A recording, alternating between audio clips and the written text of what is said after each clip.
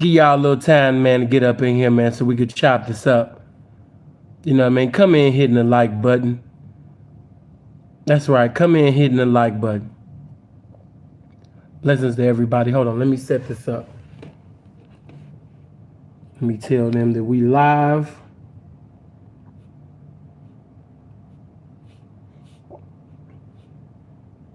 Cause I don't want nobody to be like, oh man, I didn't even get a notification. All right. I'm going to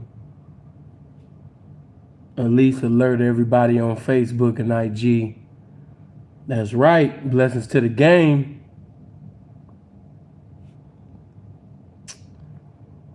Hold on.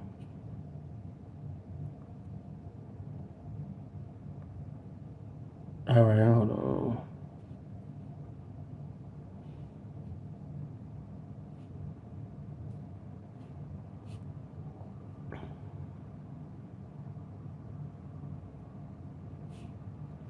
Okay, that's taken care of. Let me do this right quick. Yeah, I just started.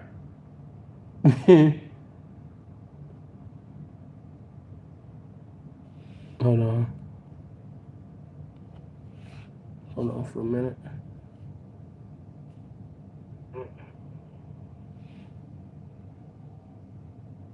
All right, there we go. Shalom, brother.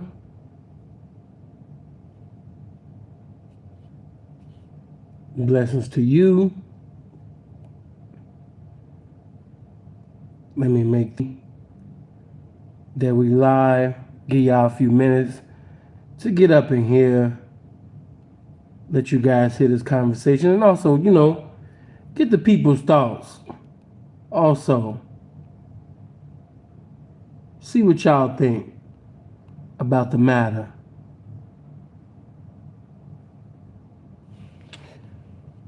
Okay, I did that. Get over here to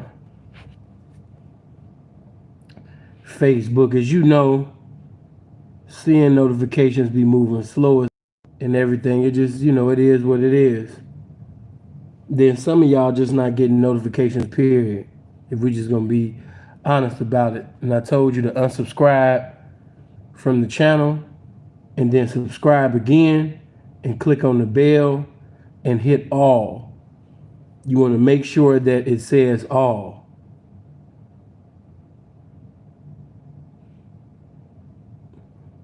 Okay, hold on.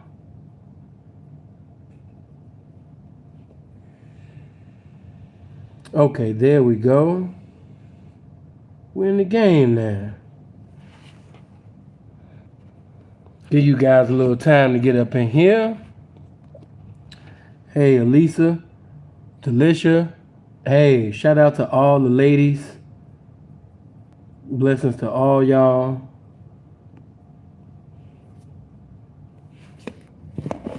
Make sure my sound is right. All right, cool. All right, man. Make sure you hit the like button. Give you guys a few minutes, man. I know it take a little while for some of y'all to be notified. You know, we're gonna wait a little bit for everybody to get up in here, and then we're gonna get into it, man.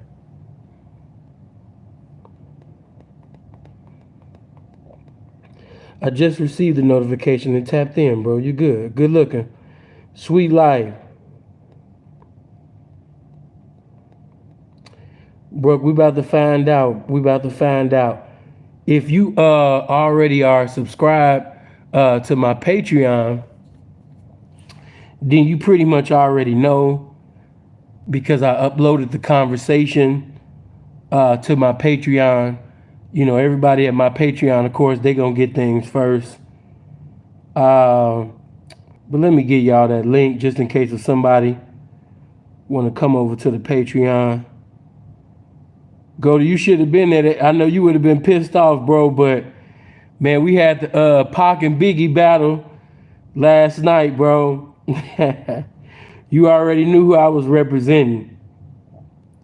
Got love for Pac, respect Pac, his legacy, but you know me, man. You know I'm coming with big. You know what I mean? Yeah, so if you want to see videos you haven't seen in years, first to receive updates, you want to make sure that you know, man, you get over to that Patreon, because everybody at the Patreon, they gonna pretty much be notified and informed than YouTube, because pretty much, you know what I mean. That's, and then not just that, I got a little more liberty to say a few things. He said, "Top of the game." We not at the top of the game. Nah, ain't no, you know, that game shit is lame shit. You know what I'm saying? That game shit, you know, never lame shit. You know? Yeah. You know you didn't win that. I mean, hey, you know, you're a Pac fan. You know, I expect the Pac fans to be in their feelings, because I know black people are emotional people.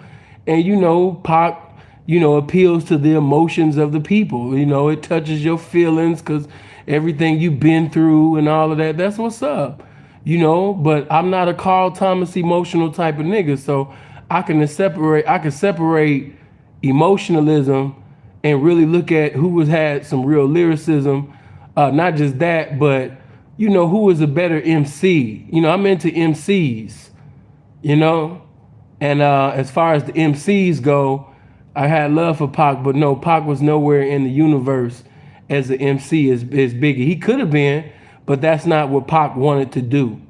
Pac wanted to do something else, so you know, the MC thing, that he didn't pursue that. Teasy, what's up, man? Right, bro. Wordplay was just unmatched. You can't really versus those two. No point. Biggie way more lyrical. I'm a Pac fan. Yeah, bro. They was all in their feelings. No, Tupac.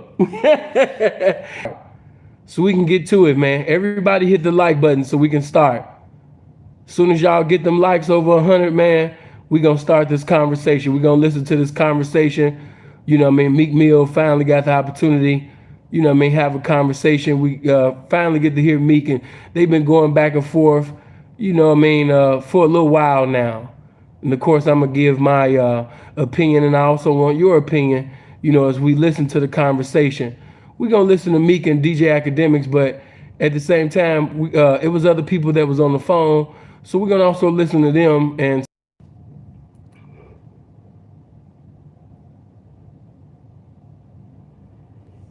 yeah, and see, that's how I know you being biased, because anybody that I even let Freeze, and you know, I don't take Freeze side just because that's my brother, and he don't take my side because that's my brother. Because you know, I told y'all, I think Delisha had smashed, she had beat Freeze, but I allowed Freeze to even hear the list of songs that was played, and he called it.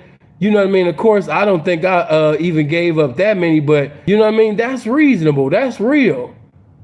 That I got that nigga 7-3. You know what I mean? But all of this, like, it's a tie and a draw. I'm like, these niggas, these Pac fans is delusional like LeBron fans.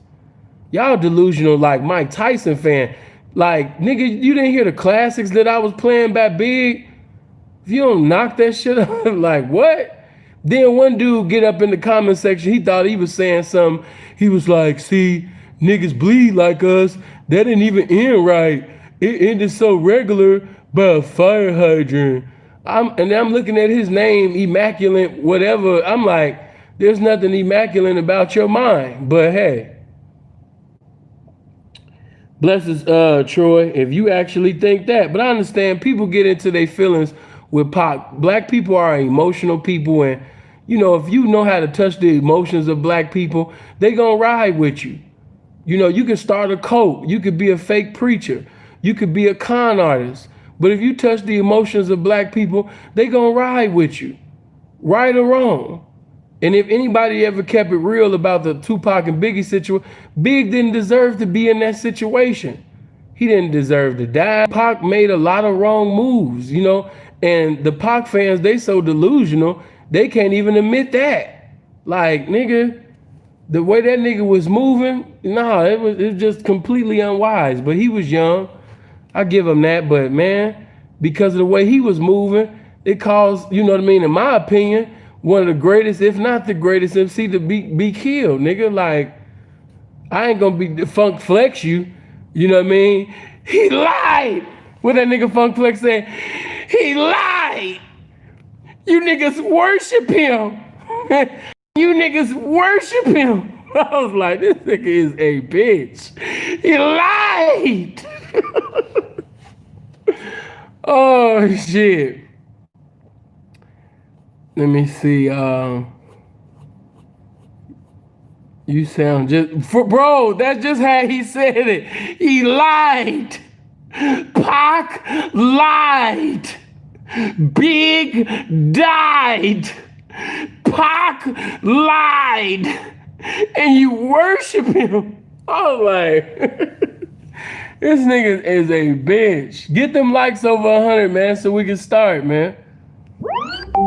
Everybody hit the like button. Come on, as soon as we get over 100, we can start. You know? Come on, man. Big should have still been here, man. Big got out the way, and that's the reason why a lot of people see Jay-Z the way that they see him. If Big had remained, and if Big L could have remained, as far as like hip hop, Big L, Big, Pun, I just can't see Jay being looked at the way that people look at him today. As a businessman, yes, but as far as like sitting on the throne for the East, nah. Hell no. You know, and I fucks with Jay, but he wasn't big. Art, man, appreciate that 5. Tasha, once again, you coming in here with 20. Thank you, baby. Good looking. Oh, and she gonna listen probably later on. Diane, baby, I got that 50. Appreciate that, man. I appreciate all the cash apps. You know, that's good if you want to sit up there and hit the super chat, but you know, man, when I keep telling y'all, whenever y'all even go to, and one time I was in Kevin Samuels live, and I was just looking, and man, shout out to Kevin Samuels, man. It's like everybody trying to use Kevin. If you notice, I can't even give Kevin his props or make a video on Kev, because it's like everybody using Kevin Samuel right now to build up their platform. I ain't mad at them, but you know, seeing creates waves. I don't ride waves. But yeah, man, you know, shout out to Kevin Samuels, man. He doing this thing right now. It was a blessing to see him, because I always thought that his channel was fly, because way before he blew, even you on your suit game, you know, he was just always clean. I always, you know what I mean, thought Kev was cool. I never understood why his channel wasn't big, you know what I mean, in the first place. But one time I was in his live, man, I'm seeing everybody hit these super chats, and that was cool, much love. But man, y'all need to sit up there, man, and hit that man Cash App. You know, when you really, you know, fucking with somebody, hit that Cash App, hit that PayPal, hit that Zelle. Because when you hit the super chat, they got to share 30% of that with YouTube. It ain't no disrespect, meaning that I fuck with YouTube, but anybody that really know me, you know that's not what I'm depending on. You know what I mean? I appreciate the super chats, but I'm looking for a super trap. You know what I mean? But sin ain't depending on no damn YouTube. But you know what I mean? That's what's up. But yeah, when you really fucking with somebody, send it to them. YouTube already got their money. But when you send it to them on the YouTube, they sharing 30% of that. You know what I mean? With YouTube. So they only got 70% of the money that you send. You know what I mean? But hey, I'm just putting around this motherfucker. That's all. Yes, he is on fire. And I'm proud of him. You know what I mean? I might even, and see, I wanted to comment on that. Shout out to O'Shea. I wanted to make a video on that too, because I see that, how you say that nigga name? What's that simp ass nigga that's always coming behind these bitches saying the most simp ass shit possible? He always saying some old Bruno Mars ass shit to these bitches. Oh, dark skinned nigga, man. He gonna say Kevin Samuels. He pretty much like indirectly but directly said Kevin was gay. You know, you don't know whether or not these guys even like women. Yeah, okay, Derek Jackson with his gay ass. Man, Hey, I'm just gonna keep that 100. Bro, I don't like him. I'm just keeping it. I do not. I don't like niggas like that, bro. Bro, I don't like niggas like that. That's the type of nigga that even with his friends, he gonna see, So what you deserve a man that could create the heavens for you. And if he can't, baby girl, if he can't create the clouds for you to lay on and rest your head, you need to get your pussy ate from the back. If that nigga can't eat your pussy from the back and cook you breakfast at the same time, you need to leave him alone. If he not gonna let you ride his face, and if he not gonna give you the whole check, leave him alone. He not a good man. Real good men, they give up their whole check, cook breakfast, eat ass, suck pussy from the back. You know what I mean? And a real man will allow you to disrespect your mama, you know what I mean, in front of him and won't say nothing. That is a real man. You know what I mean? And if you don't got a real man that'll let you disrespect his mama, he letting you know right now he putting his mama above you. You need to leave him, girl. That's that nigga, bro. I don't like niggas like that. I'm just keeping it 100. I do not like niggas like that. And it ain't got nothing to do with the lifestyle. Even before the lifestyle, I just could not stand niggas like this. You can't be friends with niggas like that. A nigga like that gonna kiss a bitch ass. You know what I mean? He'll kiss your wife's ass, your girlfriend, your whole man, whatever. He's always gonna be on the bitch side. Always. All right, man, let me hold on. You know what I'm saying? And hold on, who else? Blessings from the chat. All right, good looking, bro. All right, so look, let's get into it. We got enough people. We about to listen to this conversation. Hold on. I ain't gonna just skip to him and Meek first. I'll let this play just a little bit, then I get to it. Come on. Bro, you really just a cool nigga. You just truthful about everything. You know who Akademiks. Those that don't know, Tory Lanez was on the phone. Meek Mills was on the phone. 21 Savage was on the phone. I forgot that dude. I think he from the Bay. He was on the phone. Sav was on the phone. And they all just coming to Akademiks, you know what I mean, about his platform. Of course, you have those that believe that Akademiks has used his platform to destroy the careers of certain people. Also to pretty much, you know what I mean, add fuel to the fire concerning street beefs.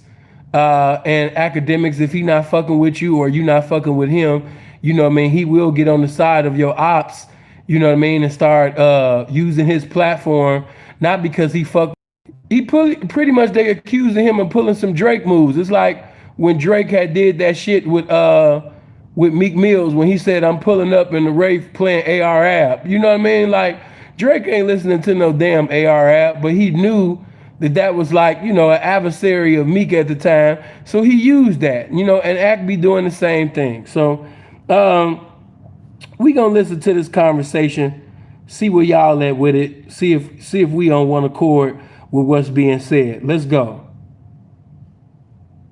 Knowing you and being around you, bro, you really just a cool nigga. I agree with you on a lot of shit, but folks ain't cool, bro. Not at all. Why you feel like that? Why you feel like that? I'm just saying, because I'm saying from the, I respect the idea of it, but the way that the whole Chicago, the way how he was putting that shit, like portraying the shot like that shit was lame. And it was counterproductive for the city. But why you say that? All right, so look, this shit go both ways though, because I ain't from Chicago, but I didn't learn about this shit that was going on in Chicago from Akademiks. That shit was going on, bro. He was just reporting it. No, he wasn't reporting it like that. He was mocking it. It's different. There's no disrespect to him. Like, I don't got no personal beef with the nigga, but he was mocking it. It's one thing to report something, but to make a mockery of motherfuckers dying is something else. Yeah. You feel like he was making a mockery? Why you feel like... I ain't really watched that like, shit. And pushing the agenda like certain niggas like low-key like trying to say like certain niggas got certain niggas whack, putting niggas in weird situations, bro. Yeah, that's what I'm saying. That's the problem. It's too much backstory shit. Like, if a motherfucker thinks something one way and then they look on the internet and see Ak saying some shit, then it just makes it all worse. Like if some shit happened between, so I'm just asking you, what made you, and I'm not saying in no disrespectful way, but what made you think like, yo, let me start talking about Chicago niggas? I'm gonna be honest. As I said, I was running the hip hop page, which I covered hip hop news from every place. I don't care where it came from. If there was a nigga in Idaho rapping, I'll be covering that person, right? So it's not a place of, I've never been on some regional shit. Okay, niggas didn't even know I was from Jersey until I said it. So I've always just covered hip hop. I'll tell you why. Act set up there and started covering Chicago because at that time, just like now, bodies was dropping every day at an all-time high in the city of Chicago. Niggas had just got through doing the murder, and right after they would murk a motherfucker, you had niggas getting on Twitter, you know what I mean, bragging about the shit, you know what I mean, smoking on dead ops. Akademiks had enough common sense that wasn't common to say, ooh, let me reap off the benefits of these ignorant, about to go to prison, about to die anyway ass niggas. That's what the fuck he did. That's what he did. You know what I mean? These niggas is gonna go to prison, these niggas gonna die. But one thing about it, I could create a platform, you know what I mean, that can really benefit, you know what I mean, off of this. Because these Chicago niggas are dying. 1 minute, this dude, he come out, he hot, he's talented, you know what I mean? Cause it was kind of like a wave when they seen how JoJo, you know what I mean, came in. Because when JoJo came in with the BDK, you know what I mean, everybody was like, woo, shit, who is this nigga coming against the BDs? Who coming against Keith? You know what I mean? Everybody jumped on JoJo's dick. And then, you know, 2 seconds later, you know what I mean, JoJo's gone, JoJo's dead. And so we started seeing other rappers that followed in kind of like that same line. Axe, of course, he can't say it like that because he don't want to offend nobody. And plus, he got to maintain a cool little square image. But if he just kept it all the way 100, Act would say, you know, this is what he really want to say. I saw how dumb you motherfuckers was in the city of Chicago, killing each other, beating each other up. You know what I mean? Just really sitting over there making songs about it, smoking on dead ops. I was like, damn, the chaos, the confusions, the murders. Oh, wow, I'm going to be a millionaire. He saw that. And Chicago put Akademiks on. If it was not for the city of Chicago, Akademiks would not be on right now. But he's on. Hold on for a minute. Give me a second. There we go. But yeah, you know what I mean? He's on right now simply because, you know what I mean, of the city of Chicago. Without the city of Chicago, it wouldn't be a DJ, you know what I mean, Akademiks. It wouldn't be. You know what I mean? But he saw a lane and he took advantage of that lane. You know what I mean? Yes. You know what I mean? The War of Chirac channel, you know what I mean, put DJ Akademiks in a position where he could be on Complex. And that my outlet as something just serving the people. And every time when I covered drill artists in 2012 to 2013, they were saying, because you obviously, like, if Chief Keef is making a song dissing another person, right? And I cover anything about Keef that has to be related to that song. You know what? A lot of people who are in tune is gonna say, man, that's not fair if you're only gonna cover Keef but not Lil J. Lil J was not a national figure. So I got a lot of those comments, and honestly, when I said, yo, listen, I'm gonna create a channel that I'll be fair on there, and I'll cover Lil J and Chief Keef, but Lil J don't belong on my main hip hop page because he doesn't have a hit song, and that's where I started at.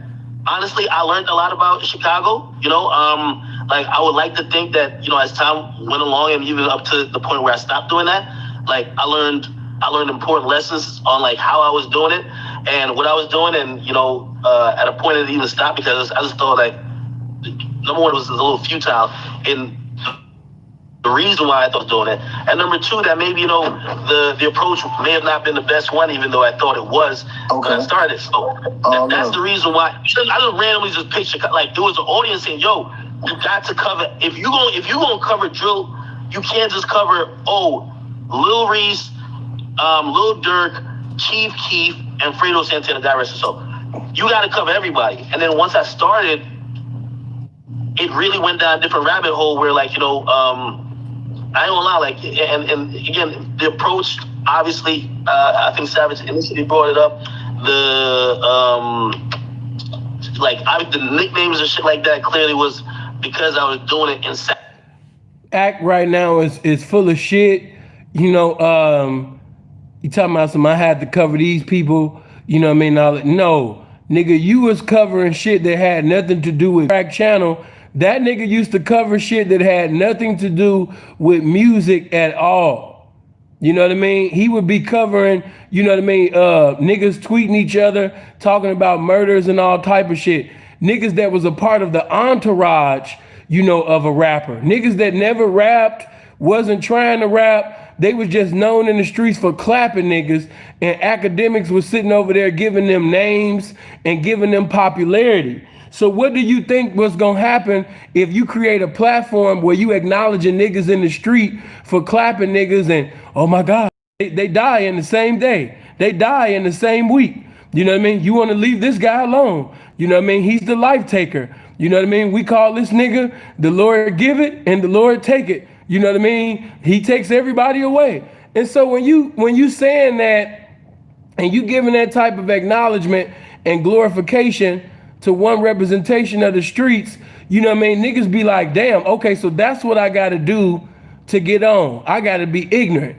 I gotta sit up there and, you know, smoke on dick. I gotta do this. We gonna do it anyway, but now I'm about to go harder.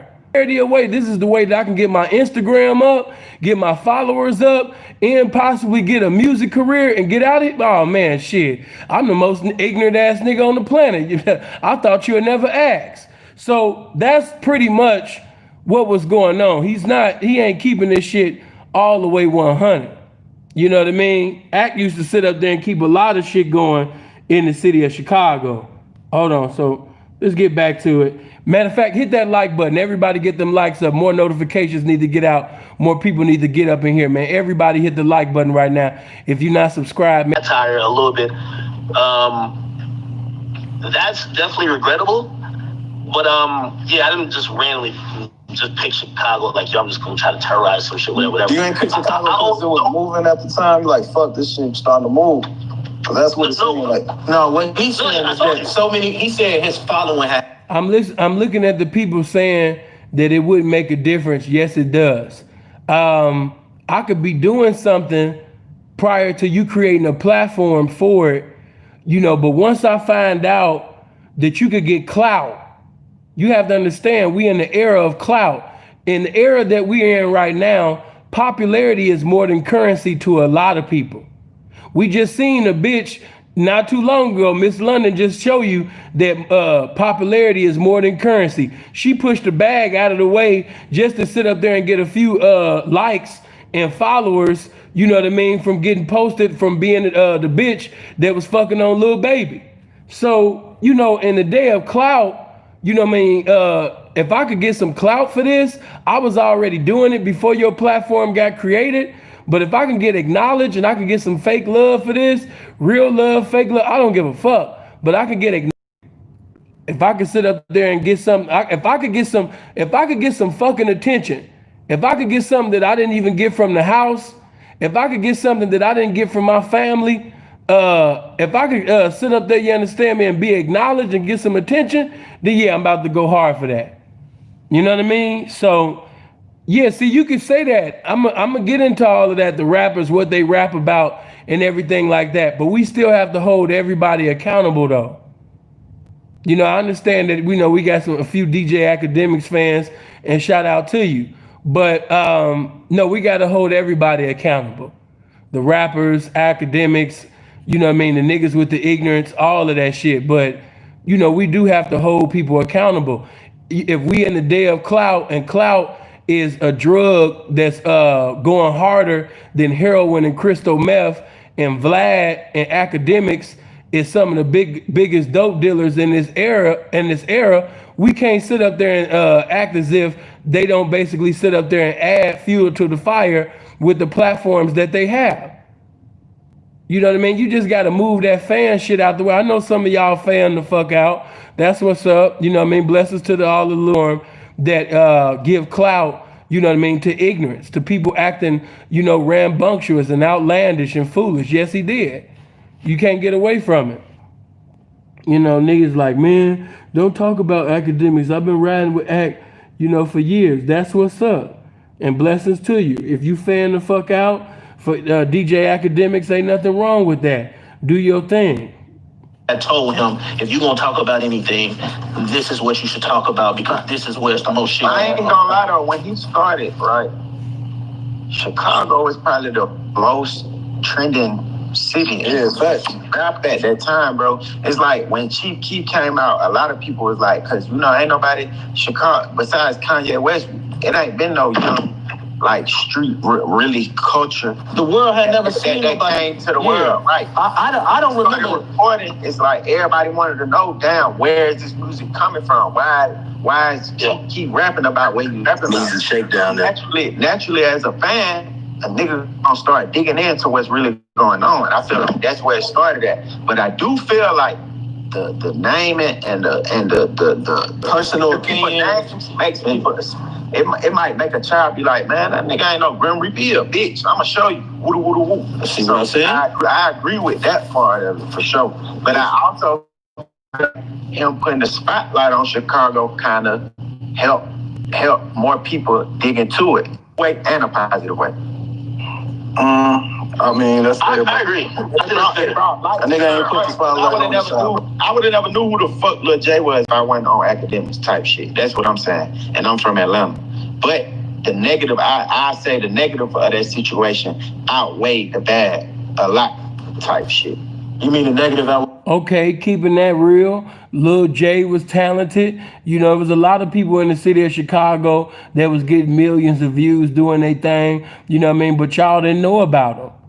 And that's true. If it was not for DJ Academics, a lot of niggas would have not been known. This is true. We're going to keep it real on both sides. Before DJ Academics had posted certain niggas on his channel. Hold on for a minute. Let me get that right. But yeah, you know what I mean? Before Ak had posted them niggas on his channel, didn't nobody know these niggas. That's true. Moving on. The good. I'm tripping. Easy shakedown that means. And it look, just like I said, like you could talk to 1,000,003 motherfuckers about how they feel about what you did. Like I said, I get it, man. You was being a reporter, you was putting, and like I said, the world had, like we know, the world never seen no shit like that before. Little niggas in videos with guns, and that's what you was doing. And the only person, like outside of the rappers, you made a lot more money, and that's what Vic was saying to you. Like, I used to DJ for Vic. I remember when Vic had told us, he said he was gonna he originally said he was gonna slap the fuck out of you. But originally, like, it was just like, it's too many people that have died behind your blog and what you said on your blog, and we just tired of it. Like that, like we all tired. I ain't gonna lie though, Oreo, do you really truly in your heart, like his blog make people want to kill, like whatever? No. Like you said, like me and you, like I said earlier, you just repeated it. If he called Lil Reese the Grim Reaper, in our city, oh, that nigga the head nigga, his ass dead. He put a tag on shit. Yeah, he put a tag, and that's what I said. He may not have known what he was doing, and that's what made him call the nigga a Grim Reaper. Where did you get your resources from? It don't matter when at this point. Yeah, we ain't gonna do that. We ain't gonna do that. I ain't gonna lie though. Hold on, bro. I'd rather have y'all have this conversation on private shit, bro. Cause like, no. That ain't what I was meant. I ain't mean it like that. When I'm saying is that for you to call somebody that shit, you gotta really know what the fuck going on. You just giving niggas name. You don't know what's going on. Yeah, like what they saying, Academics is the amplification. They can say all of this shit right now. You know what I mean? And yeah, I gotta agree with that. Zach TV and DJ Academics was not the same. I don't know why you said that.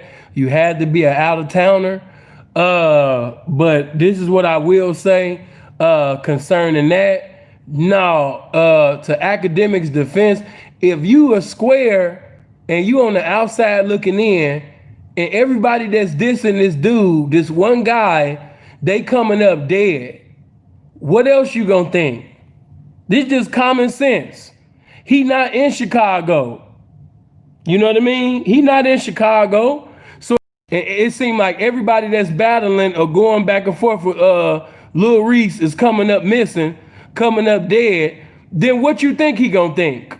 That's just common talking about some, you not there, you don't know what the fuck going on. No, I don't know what's going on. No, I'm not physically there. But one thing I do know, niggas that's getting into it with this nigga, whether he doing it or not, they don't have good luck after they sit up there and fuck with this nigga.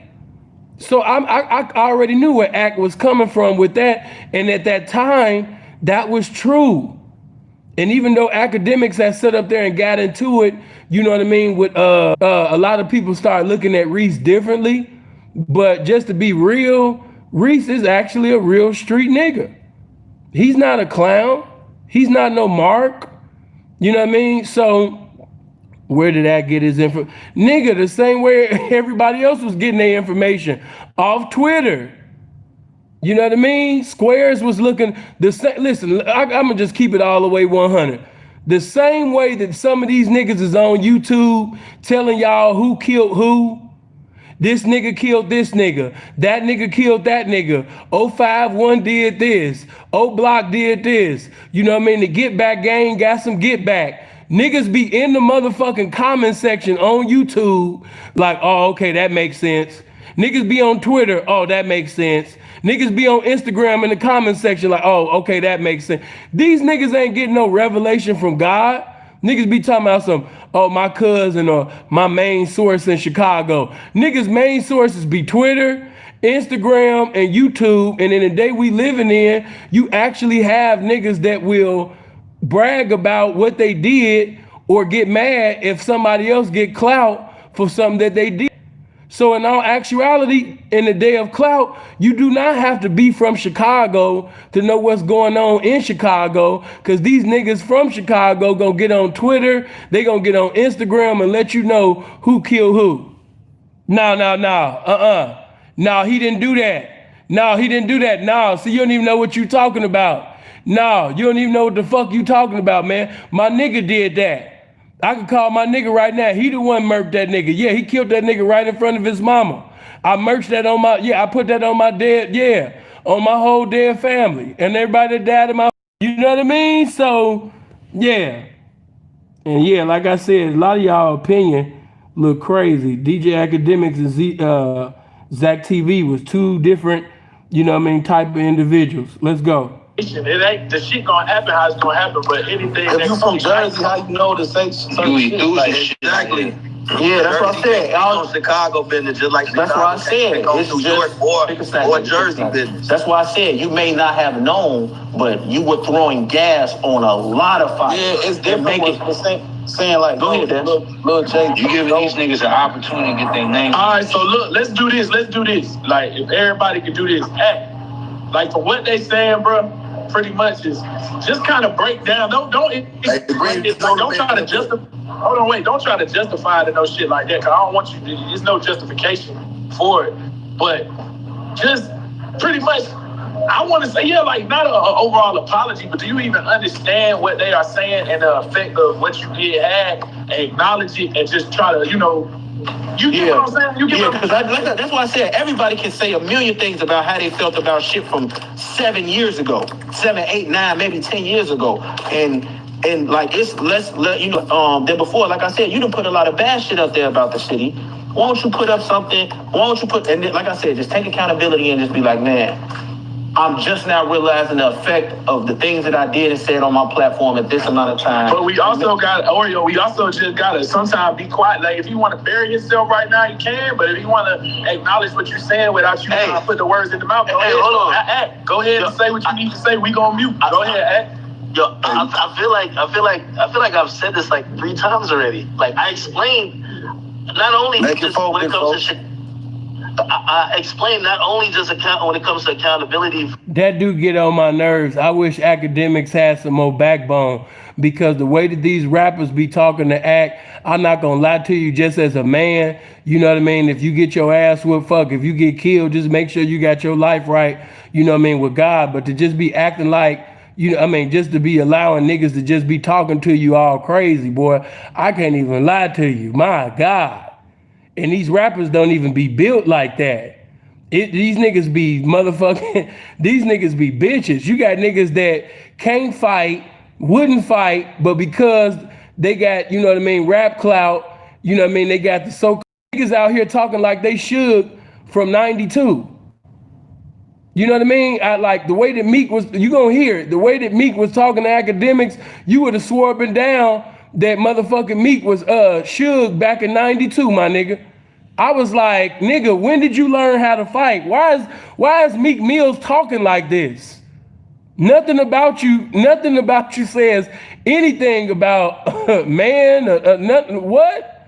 You know what I mean? I would have been like, first of all, you hoe ass nigga, you gonna take that motherfucking tone out your voice. That's the fuck. Y'all hit that like button. I don't know why it's 440 people in here and it's only 201 likes. Make them likes look like the viewers. Get the likes up so more people get up in here. Come on. For like, you know, even say the war in Chirac and just even stuff that was going. No, nigga, that's not woofing. Who the fuck is Meek Mill? Like, where you niggas is from? You woofing now. What do you mean woofing? Who the fuck is scared of Meek Mill, nigga? Seriously. Look at what you just said. Look at that ballerina ass statement that you just made in my comment section talking about a nigga woofing. Nigga, I know niggas that's soft as hell that'll beat the shit out of Meek Mill. Nigga, I done pimped on hoes that'll beat Meek Mill's ass, nigga. I done had hoes that I know for sure that would mop the floor with Meek's ass and beat his ass. Nigga, did you see Meek Mills throw a punch, nigga, when he was trying to box? And you talking about woofing? Nigga, stop it. In Chicago, I talked about just media and any situation, especially with rap and hip hop. Like, I talked about accountability. I admitted there was accountability. I also admitted that as time went on, I learned more, especially about some stuff I was unknown about when initially all that happened. Also, some of the nicknames y'all are talking about, it's like, niggas, that's why this ain't about where you got stuff or who said what. It is about easy. But what I'm saying is that y'all are asking me for something that I've given 3 times. That I'm saying I do understand, and I've taken, like, y'all are right with the accountability part. My only thing I said, I'm not taking accountability solely for niggas dying. 100%. No. Nobody's going. Like I said, I don't think you should. That ain't on you. What I'm saying is your accountability or your ignorance to the situation, not what happened. It's not on you, but your platform and nobody's actually taking. Meek sitting up there letting this nigga put his ass all on this nigga's you know what I mean, dick and shit. He's sitting up there, him and this nigga sitting over there grinding on each other and shit. And he talking about Meek like he the biggest gangster that you seen this far. Like, nigga, who the fuck is Meek Mills, nigga? What? Nigga, when them niggas was in the store, if Meek didn't have them people with him, nigga, that nigga Kenny, Nicky's man, Kenny would have beat the shit out of Meek. Talking about I'm a boss, I don't fight. No, nigga, you don't fight because you not no man. Yeah, like this. And I don't remember you getting on your platform and saying, you know, these are the things that I have done and I didn't understand the effect that they have may taken in certain situations that I didn't understand in the city of Chicago. My bad. And that's why I'm saying, like, if you gonna do, like, Clubhouse ain't Chicago, it's Chicago natives in here. Go ahead. And so again, for the record, I think if Akademiks was to get around some real niggas and a nigga sit up there and told him how to do something, I really think Akademiks would beat Meek Mill's ass for real. If he'll stop being a bitch. See, some of y'all niggas, you just scared and you got the self, you'll surprise yourself like, damn, I didn't even know I could whip this nigga's ass. Damn, I didn't know that all I had to do was stop being a bitch and I whipped this bitch ass nigga's ass. Damn. If I would have known I could beat this bitch nigga's ass, I would have stopped being a bitch a long time ago. Come on. I feel like we're being counterproductive because everything y'all are asking, like, I'm giving, and I'm also. I've never seen that apology act. I've never seen that.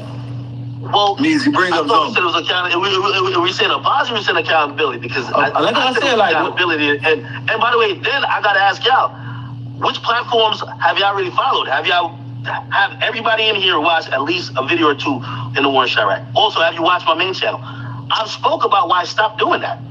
Now, maybe you haven't heard, which obviously I have no problem coming back in here like place like Clubhouse. I'll reiterate that. But it feels like every day I wake up, y'all want me to just be like, yo, just let everybody know today, I'm sorry. Or, hey, I take accountability for this. No, I'm not telling you to wake up every day. If you listen to me live stream, I've explained why I could never and I would never do that again. Also, I explained why I stopped. I also explained some errors in judgment in multiple of my platforms, whether it's the same channel that I created the thing on, right? I've said it on my live stream channel, which is my official live stream. I've said it on everywhere else. I guess like I'm in here listening to y'all, either thinking I'm fighting against what y'all Sauce, just be quiet, bro. You don't know what to talk about. Be quiet. saying, which I'm not, or y'all saying we haven't heard it. And even when I'm saying, all right, They haven't heard it. So Yeah, like everybody don't play games. Everybody don't do hold on, wait. Let me. Shit they ain't heard though, bro. Hey, all I'm saying is, let's just say this. If I did some shit, right, and even if I've said it to another platform, if it's people in my face that's affected from what I said directly, I don't mind saying it again. I'm not. See, people just too clown, and don't even block dude. Let him take off his panties in the comment section. This is how you know these niggas just be too much of a fan of a rapper talking about bosses don't fight. Nigga, listen, I understand what you trying to say, that we in the shooting era. That's not even a debate. I'm saying if them niggas was in a secluded area and them and Meek didn't have no people with him, just like when Meek sat up there and said that if you was in my presence, you wouldn't be screaming at me like that. Yeah, I thought to myself like, yeah, nigga, cause you gonna have like 8 or 9 niggas around you, you know what I mean, acting tough. But you're not built like that by yourself though. That's what I'm saying. And all you little computer ass niggas that set your mama house and you got $20 by the grace of God and shit like that, you know what I mean? Like, nigga, be quiet. Niggas be sitting over here coming in the comment section acting like they really got a life. Like you, I already know that's the reason why a lot of you niggas is going hard for Act too. You know what I mean? Cause you just like Act. You was nobody before the internet. You didn't have no name. Didn't nobody know you. You know what I mean? Your mama didn't really like you like that. You know what I mean? So now you trying to become famous in the comment section. Nigga, get your mark ass up out of here. You know what I mean? I'm just gonna say something in the comment section and get my get back for getting bullied all my life, for being bitched, for getting bullied all my life, for being a bitch all my life. I'm gonna go hard in this comment section. I see you. I see you. I see you through the eyes of this game. I see you, little mama, trying to show out in the comment section. You know what I mean? I was bullied. I was a mark back in high school, but I'm gonna get some get back in the comment section. I see you, little mama. You know what I mean? Go ahead and get your get back. Go ahead, girl. Rock out, sis. Rock out, sis. Go ahead, sis. Get your... But he just said that. He just said he. Yeah, but what I'm saying, I've said it in this room. I've said it in this room a couple of times. In the last it's like I said in the last room. I'm asking that, like, yo, what is it that y'all feel would be the appropriate way that I could be like, hey, I said it, and I don't mind keep saying it, but the way how y'all approaching it is like y'all feel like I'm fighting it, and I'm not fighting it. Well, I ain't gonna lie. This is the one thing I just can speak for me and Savage that we want from you outside of like the drama. Can I say it? What, nigga? How you just gonna say what I want? Because I know. I want parts of that too, big folks. I ain't gonna lie. Nah, man, bring my man Zona up there, please. Bring Zona up there. I really just wanted to crack jokes on your ass, bro. Nah, Hold on. Yeah, but I don't know if this is gonna put this shit in bed, but let me just say once again. Can you imagine me just being in Akademiks' position at that time and being able to talk shit to these rappers? Be like, nigga, shut your hoe ass up. You signed to a Jewish man, nigga. You know what I mean? You a motherfucking hoe, nigga. Every time that Jewish man tell you to sit up there, you understand me, and go hard in that studio, man gonna drop your motherfucking ass, nigga. Stop talking to me like you a motherfucking boss, nigga. Sitting over here talking like you a tough ass nigga when it was a police ass nigga that signed you. You wasn't signed to the streets, nigga. You was signed to the police, nigga. Rick Ross made you. How dare you sit up there and get on this phone and act like you're tough? I wanted Akademiks to say that so bad. You signed to a fat ass, a fucking CO. Nigga, get your mark ass off the phone. Oh, fanned out ass nigga. I remember when your bitch ass was with Nicki Minaj all the time. I couldn't tell whether you was her girlfriend or her best fan, nigga. You was never her man. That's all you used to rap about was your Rolex and Nicki Minaj, nigga. You know what I mean? Now you sitting over there crying over she done had a baby with another nigga and you still crying over that bitch. Yeah, nigga, Akademiks said it. I wanted I just wanted academics to just boss up one time. Nigga, fuck you, nigga, and them dream chasers, nigga, keep chasing them dreams that ain't gonna never be fulfilled, little nigga. I just wanted him to talk crazy just one time, and he just kept with this docile ass shit, man. But all right, come on. Like, for everybody, oh shit, somebody bumps me. For anybody who's in here and maybe you've never seen on my platform, you know, I started doing this media shit like really in 2011. Shout out to Solo TV that just came up in here. Y'all make sure y'all subscribe. Go to Solo TV, hit the subscribe and the bell over there, man. Solo TV 84. Blessings to you, bro. I learned a lot of lessons. Like, you know, I delved into Chicago culture. You know, the way I did it, honest to God, I had pure intentions. I wasn't trying to, you know, just trying to escalate, instigate, as some people think that, you know what I mean, I'll be doing or whatever. But, you know, honestly, I do see the repercussions. You get out of line with me, nigga, I'm gonna deport your motherfucking ass, nigga. Talking about you from Atlanta. And Tori, I'll have your ass back to Brampton, nigga. Keep talking. I just wanted them just one time. Things that I thought, you know, like, I'm gonna tell you, like, the first time really a rapper even responded to me, I think it was maybe Dirk or like Lil Reese. And I covered like Kanye and them niggas wasn't, they don't even, at that point they probably didn't know what YouTube was, but that was one of the times like I got some acknowledgement. And at that point, I'm gonna be honest, I didn't know the full scope. And of course, I wasn't on the ground in Chicago to know, like, you know, maybe what those conversations were because of maybe my videos. You know, as time went on, I started to learn the It don't matter whether he a real one or a fake one, nigga. Men talk crazy to other real niggas too. Real niggas talk crazy to real niggas too. If they feel that their manhood is being tested and disrespected, especially when it's a crowd of niggas on the phone constantly sitting over there talking to you like you a little boy. Don't nobody give a man. See, that's why I say it's just different type of niggas. When you really a man that just believe in manhood, all that gang shit and tattoo, all that shit y'all be into, all that shit you done did in the streets, fuck who you done killed, nigga, you still a bitch. That's a man. That's a man. Fuck these rap songs, fuck who you be hanging with, fuck Lil Boo Boo, fuck Lil Kiki, fuck everybody up in your family, fuck what you stand for. Nigga, I'm a motherfucking man, and nigga, since you ain't respecting me as a man, nigga, you's a bitch, nigga. That's a man. All of this shit, a nigga just on the phone, and all of these niggas like, yeah, act, okay, be quiet, nigga, we want to talk. Like, the whole time, they just sunning academics the whole conversation. And he's like a perfectly good hoe with some nice red shoes on Figueroa, you know what I mean, the whole fucking conversation. This whole conversation, this nigga is a white girl from Naperville. This nigga a white girl from the suburbs that's in pocket, you understand me, for a dark-skinned pimp named 180 Kevin. I'm just telling you like it is. You know what I mean? I tell you what. Let's get to it. The strength of my platform.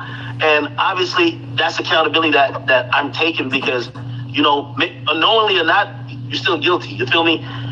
Do I think certain stuff with the war in Chirac contributed to, you know, work about that? And I seen the state of shit. Did I try to change? Yes. Did I also realize, yo, you just got to stop doing this particular thing? Absolutely. I stopped in 20. Hey, Act, you saying that, Act, but you saying you just like that shit was 6ix9ine, bro. You was geeking that shit up, bro. That shit was real though. You know what I'm saying? This nigga come to niggas' hoods disrespecting. Like, come on, man. You can't put that out there. These are facts. And expect to get just like clickbait, like, yeah, we put them up there. You know that. No, bro, you didn't have to delete that. You know what I mean? Plus, you know, I don't mean, well, fuck it. Yeah, I am over here obese. I'm about to die. You know what I mean? I appreciate your comment. You know what I mean? But that just let me know, you know what I mean, how bitch made you is. Instead of you being inside some pussy or making a residence in a bitch mouth right now, you in my motherfucking comment section. And let's say if what you saying was accurate. I'm an obese nigga, but this the day that the Lord has made. You don't know when your ass gonna die. Motherfuckers dying left and right. And you said, let me get in the comment section of a fat nigga and talk shit. You know what I mean? I can't talk to no bitch, so I'm just gonna get in the comment section and just talk crazy. Come on, bro. You niggas be wanting to choose. I know you do, but the answer is no. You know what I mean? You cannot choose. I'm not gonna allow no niggas to hoe for me. The answer is no. Stop crying. Let's get to it. No, I know. I think he taking accountability for that, but also That wasn't no girl. That be these niggas. Hey, bro, listen. I've been on this for a while. Niggas be creating female profiles and everything. You would think it's a bitch, and it's a fat ass Dan from Roseanne ass nigga right behind the account, bro. No, it's not. That was a Biz Markie ass nigga with a bitch name. real shit. I feel like this subject is too delicate to even be Clubhouse, bro. I feel like that's some shit that we need to just put y'all together. Y'all can discuss like in a private setting, cause it's live shit like that. Hell yeah, that's right. Hey, real shit though. Hey, 21 Savage was Minister Farrakhan the whole thing. Get my likes up. Get them likes up to 500. Since there's over 500 people listening to this shit, everybody hit the like button. Take your nutty professor fat ass finger right now and hit the motherfucking like button. Let's get to it. Let's go. Y'all got something to tell you, bro. Hey, Yo, it's good. It's good, bro. hey, bro, why you about to the pile of G-Wagon, bro? Bring him up on charges. What the fuck are you thinking, bro? What? Hey, we really about that girl at G-Wagon on G. Yeah, he about that damn girl at G-Wagon with his silly ass. Bless you right now. Big face ass nigga.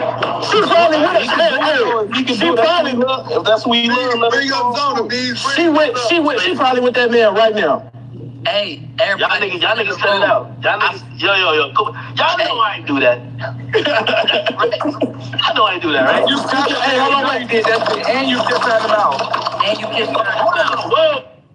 Don't bring up on those charges. Don't bring up on those charges, bro. Now you know somebody gonna tell her you in here front on her name. Don't do that. Don't you ask that. Hey, y'all go screen record us and send her, because that ain't never happened now. What's up? Hey, Beezy, you gotta make a Clubhouse next. For word, fool.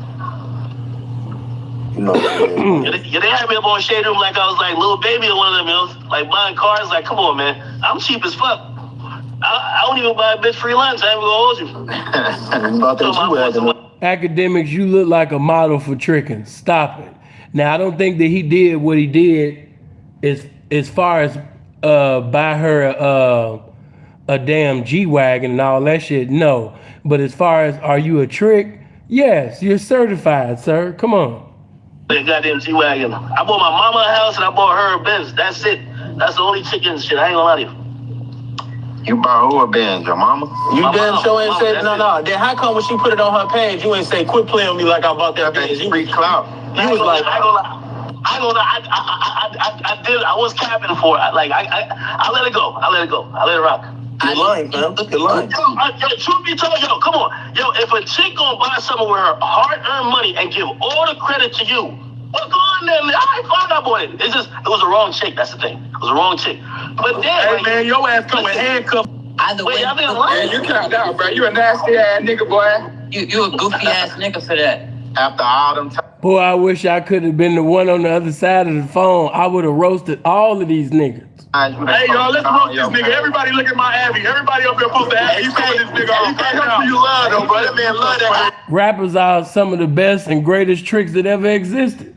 Y'all can't roast that man who you love, bro. Hold on, hey, wait, I got another question for him. If was you gonna fight when the Migos got into it with Joe Budden? Was you gonna throw for Budden or you was gonna sit back?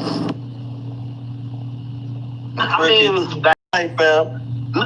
nigga, I'm telling you, like, if it came down to it, wait, hold on. Hey, I mean, I'm trying to break this shit up. Buddy still cool, academic. No, yeah, that's my nigga. That's my nigga. Yo, Hey man, this is a chance for all our celebrity friends on Clubhouse to come up here and roast this nigga, to roast the fuck out of his ass. All celebrities report to the dance floor. Yeah. Hey, before we roast them, I want to speak my piece though, cause Yeah. Go ahead. Do your thing, boy. I don't look as a grown ass man. I don't like you or nothing you stand for. Everybody got PCR. This nigga voice is not just suspect, it's convicted. He makes some cool songs, but he really do got a effeminate spirit. You know what I mean? I noticed that about him. He makes some cool songs, but when he start talking, it don't feel right. You know what I mean? I think somebody touched that boy. Come on. You built your platform on bullshit and you used it to amplify bullshit. And when you came in here to try to be accountable, you talked in circles, and any real nigga. Yeah, I don't want to see him go to nobody's prison or anything. Yeah, he got one of them spirits. You could just tell as Free's mother would say, he's a sweetie pie. Yeah, he's a sweetie pie. That's accountable for something will re-apologize on the spot and keep it moving. Like everything that you said for the last 30 minutes was absolute bullshit. You a bitch ass nigga, and if I ever seen you, I slap the shit. Yeah, that's guap. And for him to be saying that he has smacked the shit out of somebody, that's why I say Akademiks done played this nice role too much. You got money now, fam. Take your ass to the gym. Hire a boxing trainer.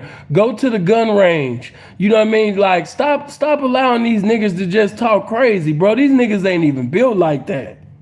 You wouldn't, but okay. I'm glad. Imagine a nigga with a lavender purse talking. But listen, man, yo, let me tell you this. This is the problem with you. You're like every other rapper, dog. Dog, you were cool when you saw my platform as a way of promotion. Nigga, I got all the DMs. Nigga, if you thought that about me, you can't come to no epiphany in hour 12. You should have had that from day one. What's up when you niggas realize that I'm not gonna fuck with you because, like, I'm sorry, I'm just not these other platforms. You could just say whatever about me, and then when you need me to promote your album, I'm with you. No, nigga. You gonna say whatever, make all type of lies about me, then say you wanna come on Everyday Struggle to talk about your album. Fuck no, I shut that down. First of all, I asked Nadeshka, nigga, I didn't even give a What I'm saying is that you had no problem with me. You had no problem with me when you thought you could use my platform, but now I built it on bullshit. If I built it on bullshit, you should took your little holistic ass somewhere else to try to get promotion. Instead, you're on Okay, Ak, okay. the stage in your fucking feelings. Actually, what's wrong with you, nigga? Let me tell you what's wrong with you. Maybe Akademiks a little drunk now. Okay. It's your fat ass. I'm here to stand accountability for shit that I actually did, and for people who I may not even know who got a point. But a nigga who's in his feelings over some shit, nigga, you need to go. I'm not in my feelings over that, nigga. And for one, nigga, that's what you and your feelings about. What did I come to you to promote? Everybody come to you promote. That was, nigga, that's nothing but marketing money, nigga, for a post. But when you take your platform and amplify it about a nigga out here. Boy, I cannot stand this nigga voice. I hope he hurry up and finish his point. God damn. Here harming black niggas, and you making it so it's bigging him up, then you look weird. You everything. You gonna speak in specifics, or you gonna speak on some you talk? You say I'm talking in circles. Speak in specifics. Right, nigga, what's in this nigga's jump to? Bring Freddie Gears up. Y'all gotta let them talk, bro. Yeah, let them talk, bro. When the rush shit. Prince, you already know who that is. You know what I mean? I already thought I knew who that is, but that ain't nobody but Keisha. You know what I mean? Keisha gonna be Keisha. This is like, for a motherfucker to have 400, just imagine having 400 or over 500 YouTube accounts. You get blocked damn near on all of, and you still keep coming back. Like, god damn, it sucks to be you. Moving on. Happened, and you wanted to post date angle of the footage, and then when I reached out to get nigga what really happened after that, it was crickets. And every caption after that, when my nigga, if you was supposed to be unbiased and just posting about that shit, why you didn't post that shit? Why you didn't post my angle? If it wasn't bullshit, if you wasn't... Hold on. Yo, nigga, I posted you making 3 to 5 videos, making ifs, ands, and buts, trying to challenge Russ to a 1v1. My nigga, here's the thing, bro. I'm not your fucking PR, my nigga. You didn't want to post the rest of the fight. Put hands on you, bro. Yo, I'm not even into the violent shit, but unfortunately, you send me videos of you explaining it, I put it up. The fans didn't side with you. Like, niggas usually hate Russ. They start giving the nigga props. What you want me to do? Like, cause he white and you black, try to reverse the narrative? Nigga, that's on you. I'm sorry, my nigga. Like, yo, I'm not Houdini, man. I'm not here controlling people's minds. Like, that's what people be thinking. Like, yo, my platform is like I'm controlling the fans. I don't. Like, I put stuff up. Like, look at all my comments. They roast me more than they roast the artist. No, you're not. Like, yeah, because you a goofy ass nigga, but you was controlling shit. That's why. It's what I'm saying. When you post nigga, nigga, tell us what angle we ain't see. Tell us the angle. Tell us the angle now, nigga. What angle we ain't see? What you Why you say? ain't post it? Because I got everything off your page that day, nigga. What crickets are you talking about, nigga? You trying to create an angle that wasn't there. All he said I is posted that everything you posted. He No. said that you didn't post the angle that he sent you. That's all he said. Exactly. This No, nigga But I ain't gonna lie though, Guap, on some real shit. On Guap. That is a lie. I remember that. Akademiks posted all his videos of explaining, you know, why you didn't catch the fair one. I remember that. And Akademiks is right. The people didn't side with you. First of all, you sounded feminine as hell trying to explain, Russ, why did you do that to me, Russ? Why couldn't we get the fair one? Why couldn't we catch the fade? You know, like, we was just talking, my nigga, and you just hit me, my nigga. Like, that wasn't Russ. That's what you was saying. And you got mad at niggas because they didn't side with you? That's how that nigga was saying. Russ, why did you do that? We was just talking. We was having a grown man conversation. And then, you know, Russ. He just like every time, Russ, my nigga, you hit me, and then your crew, my nigga, like that wasn't cool, my nigga. I'm from Oakland, my nigga. Like, nigga, don't let Oakland come out your mouth. There's nothing about the tone of your voice, nigga, that says anything about some motherfucking Oakland. He don't even come off as an Oakland nigga. I'm just gonna keep it real. I'm not from the Bay, but he should really keep Oakland out of his mouth. There is nothing about this boy that says anything about no motherfucking Oakland. He's not. He got that suburbs type of vibe. He's not Oakland. I know niggas from Oakland. His spirit just is. Never even reached out to that nigga, bro. That on some real shit.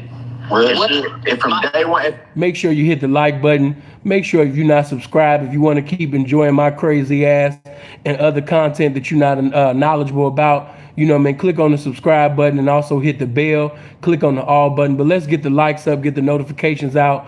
It's 517 people listening, but it's only 314 likes.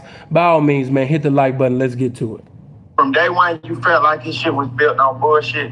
You should have stood on that, because he making it seem like you ain't start feeling like that till he start. And just to let you niggas know, E40 will be battling Too Short, you know what I mean, which to me is a way better battle than that Keisha Cole, Ashanti shit. You know what I mean? Some of y'all like, oh, I didn't want to see, nigga, this is a battle that I've been kind of like waiting on. I've been waiting on the Bay to get some type of shine. So yeah, Too Short, E40, those that didn't know, you know what I mean, gonna be on versus battling. Let's get to it. That's a fact. Yo, I'm telling you, yo, listen, the most complimentary conversation I had with this man was the year before when actually it was a couple months before, where like I was actually giving him props, and like it was just like something in passing. Nigga was mad cool with me. He ain't saying nothing like, yo, man, yo, fuck your props, nigga. Your shit's built on bullshit. I respect you. Was this? I didn't hear none of that. That was way before anything. That was a year before this whole shit. So nigga, you ain't found out about my platform till the day you got jumped? What the fuck? No, first of all, I didn't even know how you used it up until then. My management was DMing you to post all that other shit. Then nigga, that wasn't nothing. When I hit you and I sent you them videos and you only posted the ones where I was talking. Nigga, you never sent me no other video, bro. I'm telling you, nigga, I love posting content, nigga. I would have been posted that. Nigga, I don't give a fuck about Russ. So wait, nigga, I you post telling that me? shit too. Wait, like, hold on, yo, you for what, nigga? Nigga, Russ don't pay me. You don't pay me. None of y'all pay me. To keep it real, the more content I put up, that's what's gonna ensure I get paid. Why wouldn't I put that up? You tell me, sir. Nigga, that's what I'm asking you. I'm wondering why the video I sent you, me yelling at Russ while he was being a little bitch ass nigga in his trailer and didn't want to come out.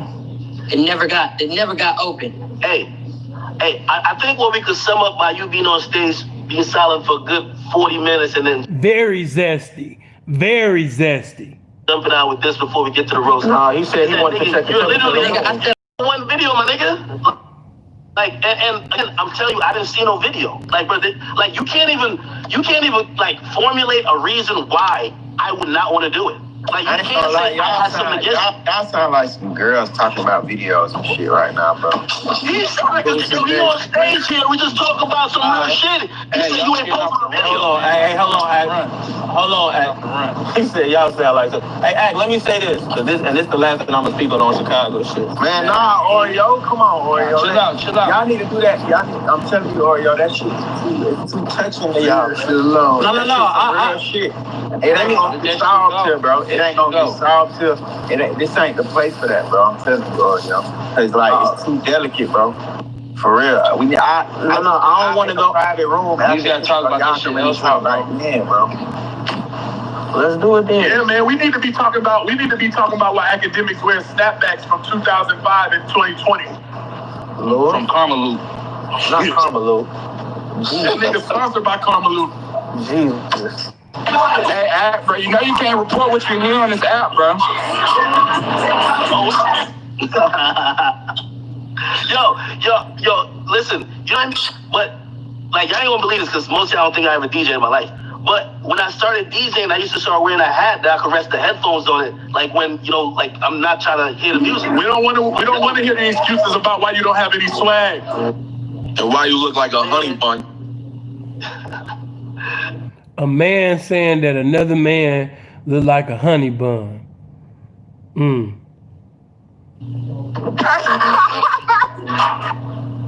I ain't gonna lie, I seen that joke. I laughed at. That's one of the funniest jokes I seen on Twitter. They said I look like a bisexual honey bun. That shit was tears. Why the hell you fuck with 6ix9ine so hard? I'm gonna be honest, like, just on a platform level, yo, I feel like he reciprocated the love that I gave him early in his career. Before all this snitching shit, I get it.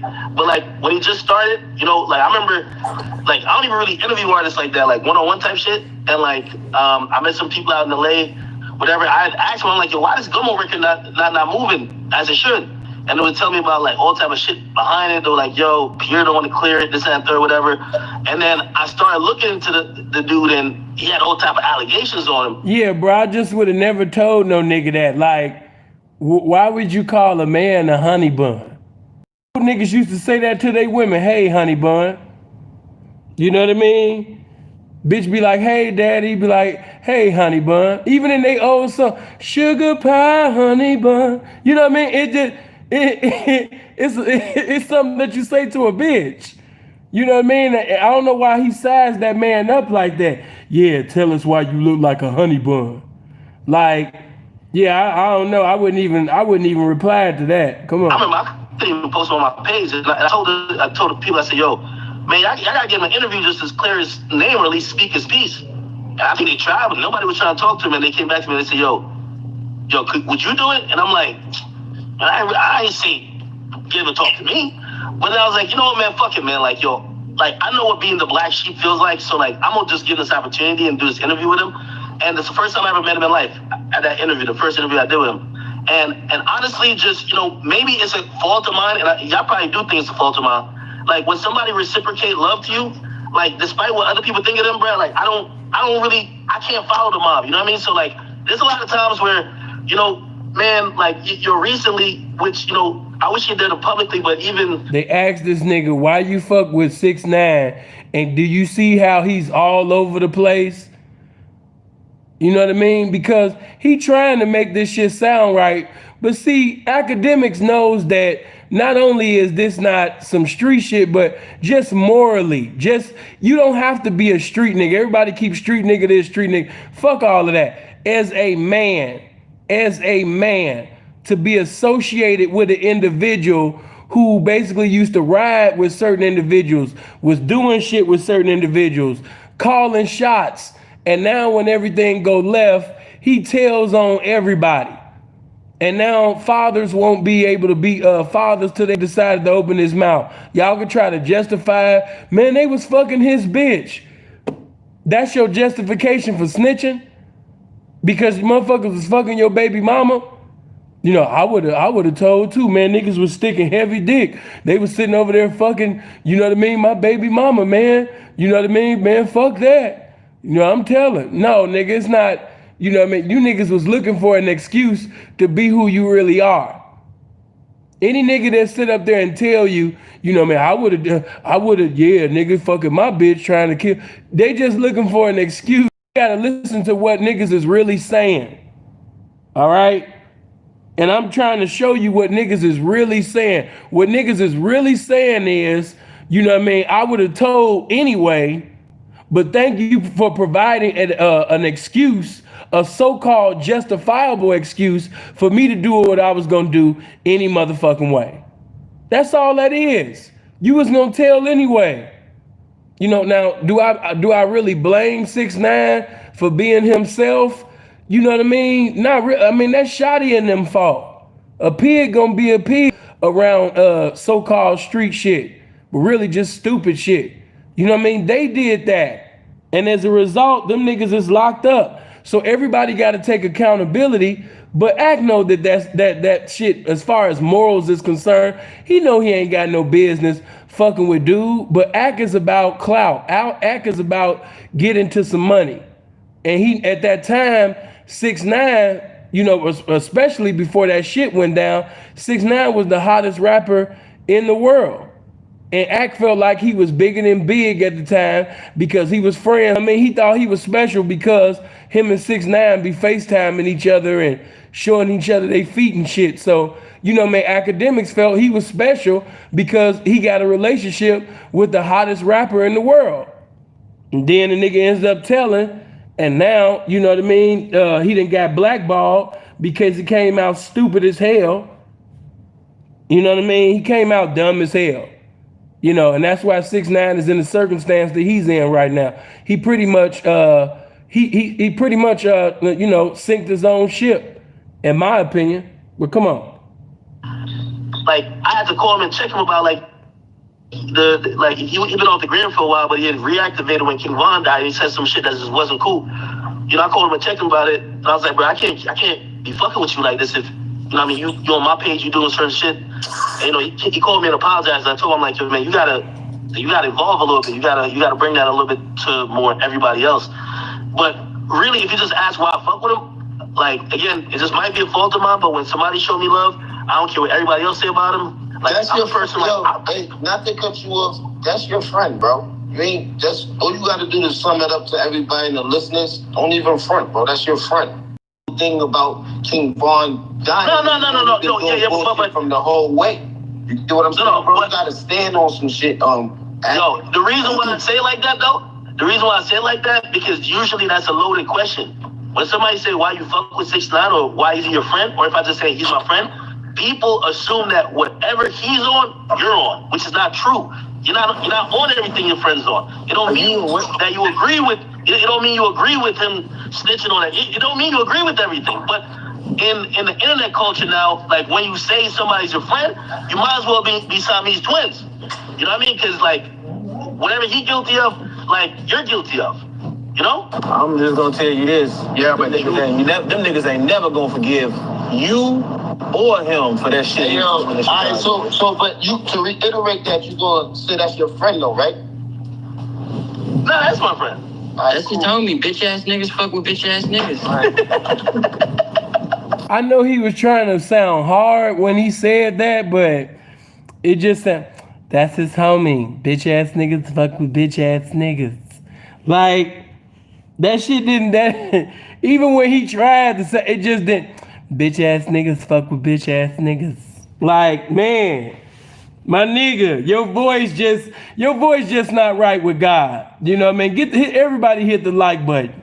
Everybody hit the like button. But you know what I mean? His voice is just not right with God, man. Bitch ass niggas fuck with bitch ass niggas. Like, this nigga is touched. Hold on, but let's get back. Hold on. Hey, yo, send me that video again. Y'all niggas got a personal. Man, y'all niggas just need to go to Triller and see boxing match, bro. Because they go versus Guap Dad, man. I 100% would, but Guap Dad not that relevant. I can't get the bag I need. I need a big bag for that. Not that relevant, bro. Hey, 21. Hey, 21, would you host it? Look, hey, would you host it? I'ma be Al Heyman, and y'all give me 30% of the fight, bro, and I'ma promote it, and we gonna. Man, yo, I got other rappers that are much more relevant that dislike me. I'll fight them because I want the biggest bag. Like, if niggas gonna put hands on me, I gotta get a bag, bro. Oh, let me find out. Like, You know damn well you ain't finna fight nobody. You know damn well. And the right amount of money proposed, I'm telling you, pick the most relevant rapper who dislike me, I'll fight him. Nah, how much?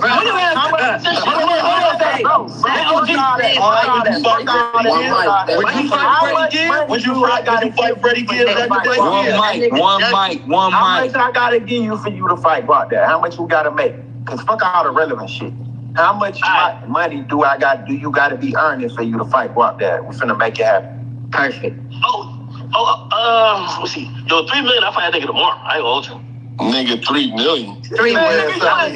You got $3 million? Bring Freddie Gibbs up. Yeah. Bring Freddie Gibbs up. Who said that? Yeah, bring Gibbs I up. did.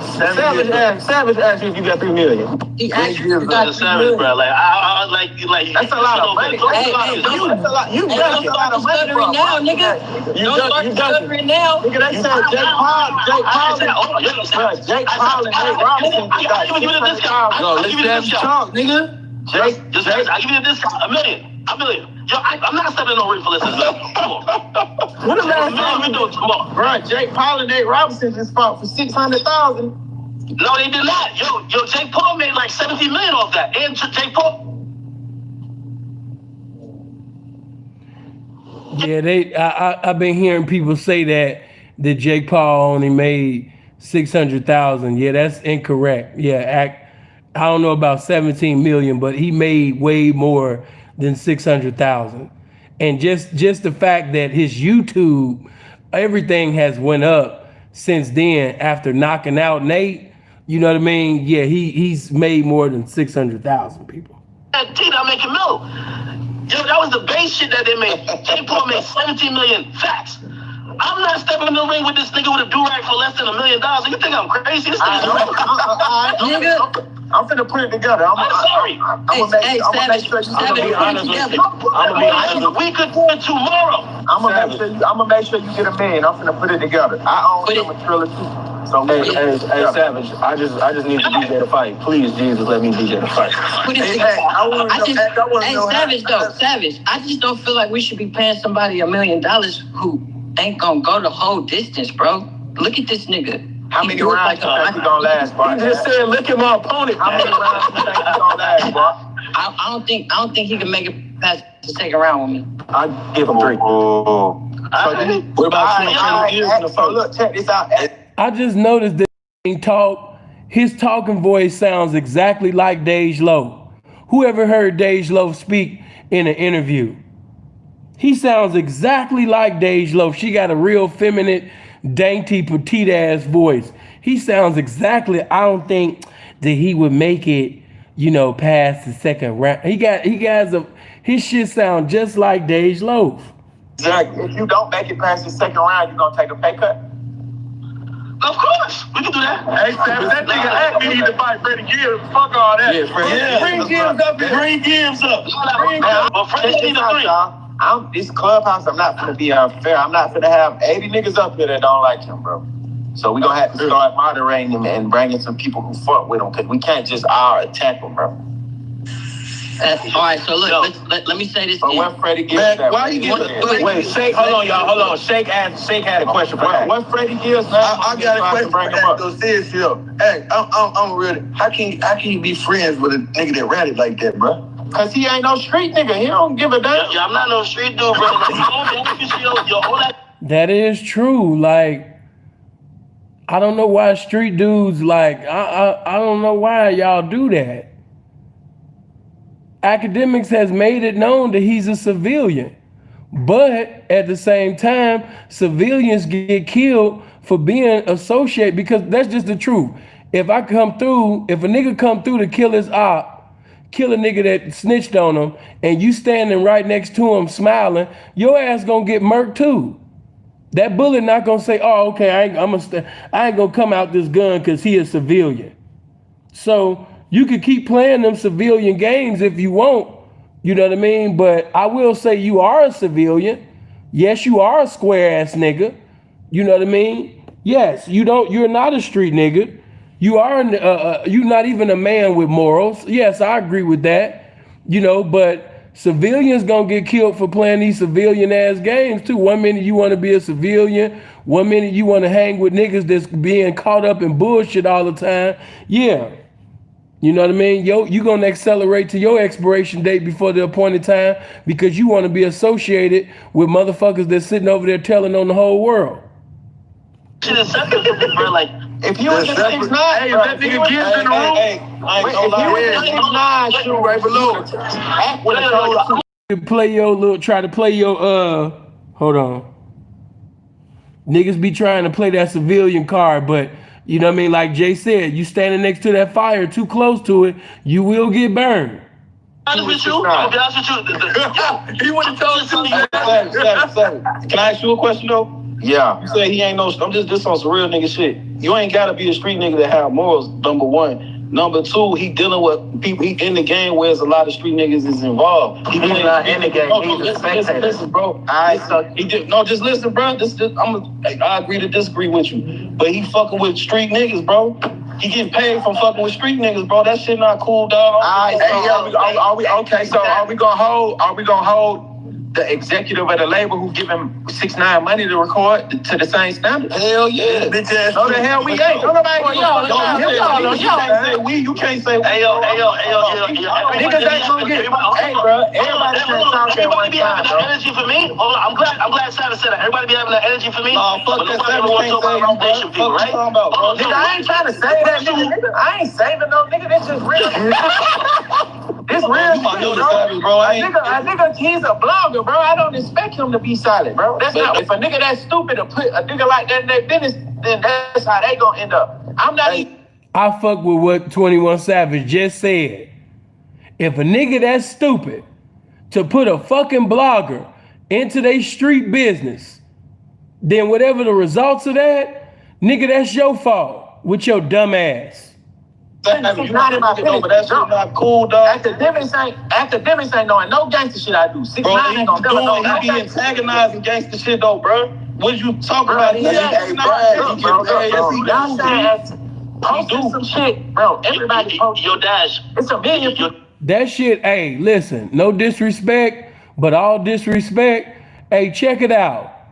Killing a nigga or talking about you going to kill a nigga or talking about selling drugs or talking about any street activity around a fucking square ass L7 green as a pool table ass nigga is equivalent to killing a nigga in front of a bitch. You got niggas that actually have killed niggas in front of bitches or tell they bitch or they current girlfriend the street shit that they doing, pillow talking with this bitch. It's equivalent to you. You's dumb as fuck to think that this bitch wouldn't tell on you. You dumb as fuck to think that this square ass nigga wouldn't tell on you. You are dumb. Oh man, this is my girl, man. She woo. Nigga, this is a bitch that's governed by feelings. The way she feel about you today, she might not be feeling about you like that tomorrow, next week, next month.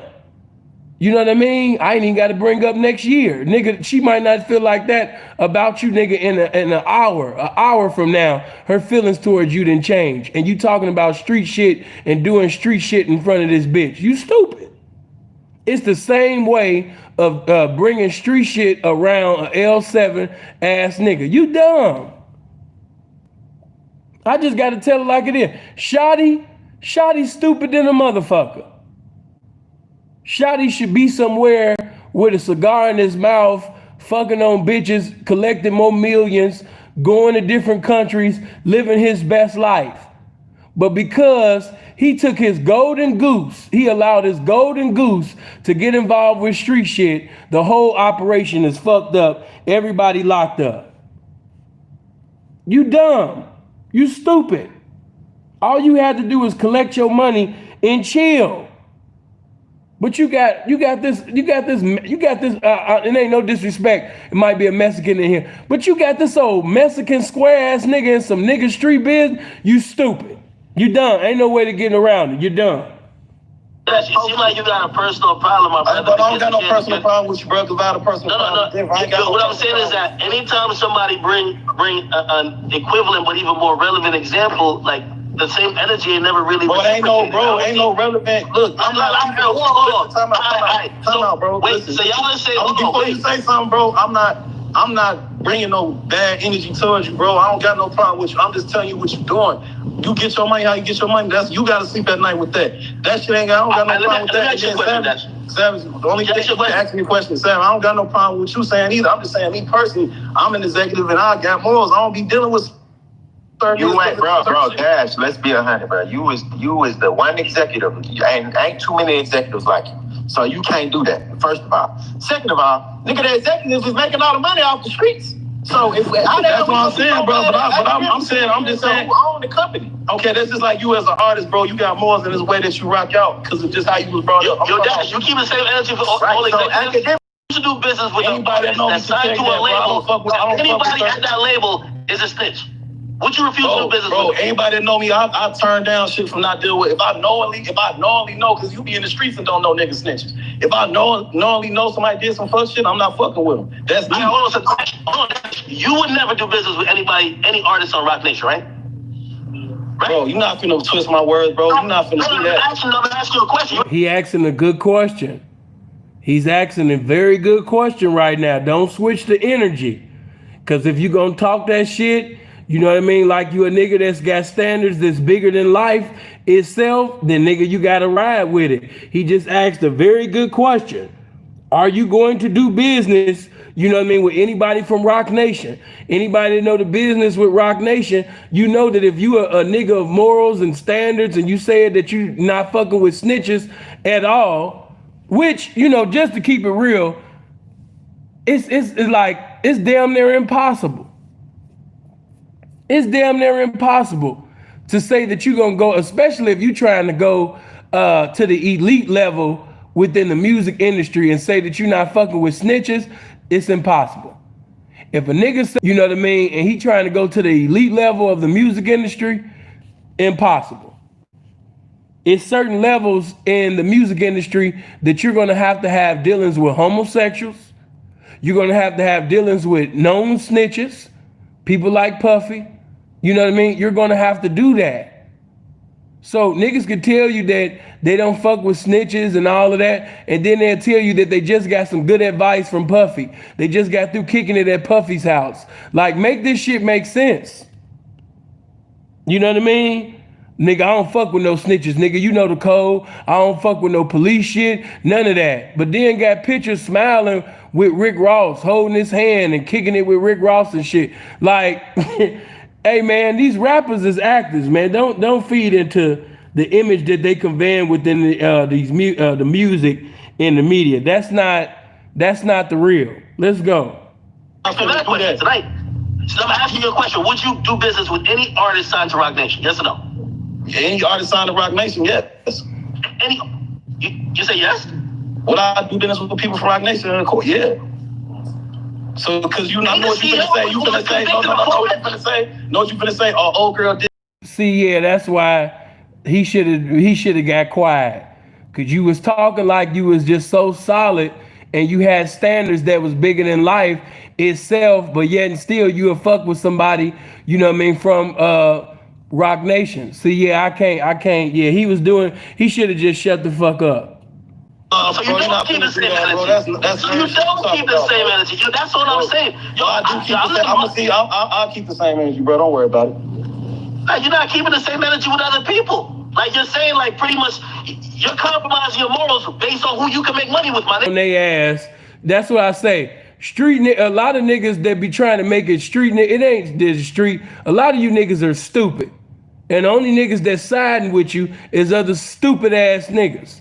So you have a bunch of stupid ass niggas in agreement, you know what I mean, with this dumbass mentality, you know what I mean, with these so-called morals that don't even exist to them. You know what I mean? To them. You got niggas that, you know what I mean, do got morals that wouldn't fuck with Rock Nation, but that's not them. Niggas is just, you know, they capping. You know what I mean? They capping. You know what I'm saying? shit, I'll never do that. You know what I mean? Do you got morals? And then when he flips it on them and asks them a question, now we see that you were compromised.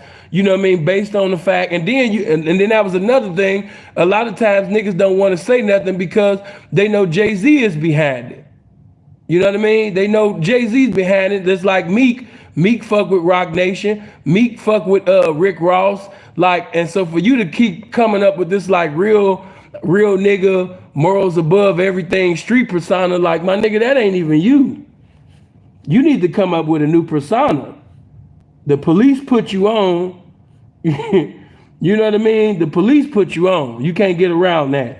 All right, good, let's move. No, I don't. Hey, Dash.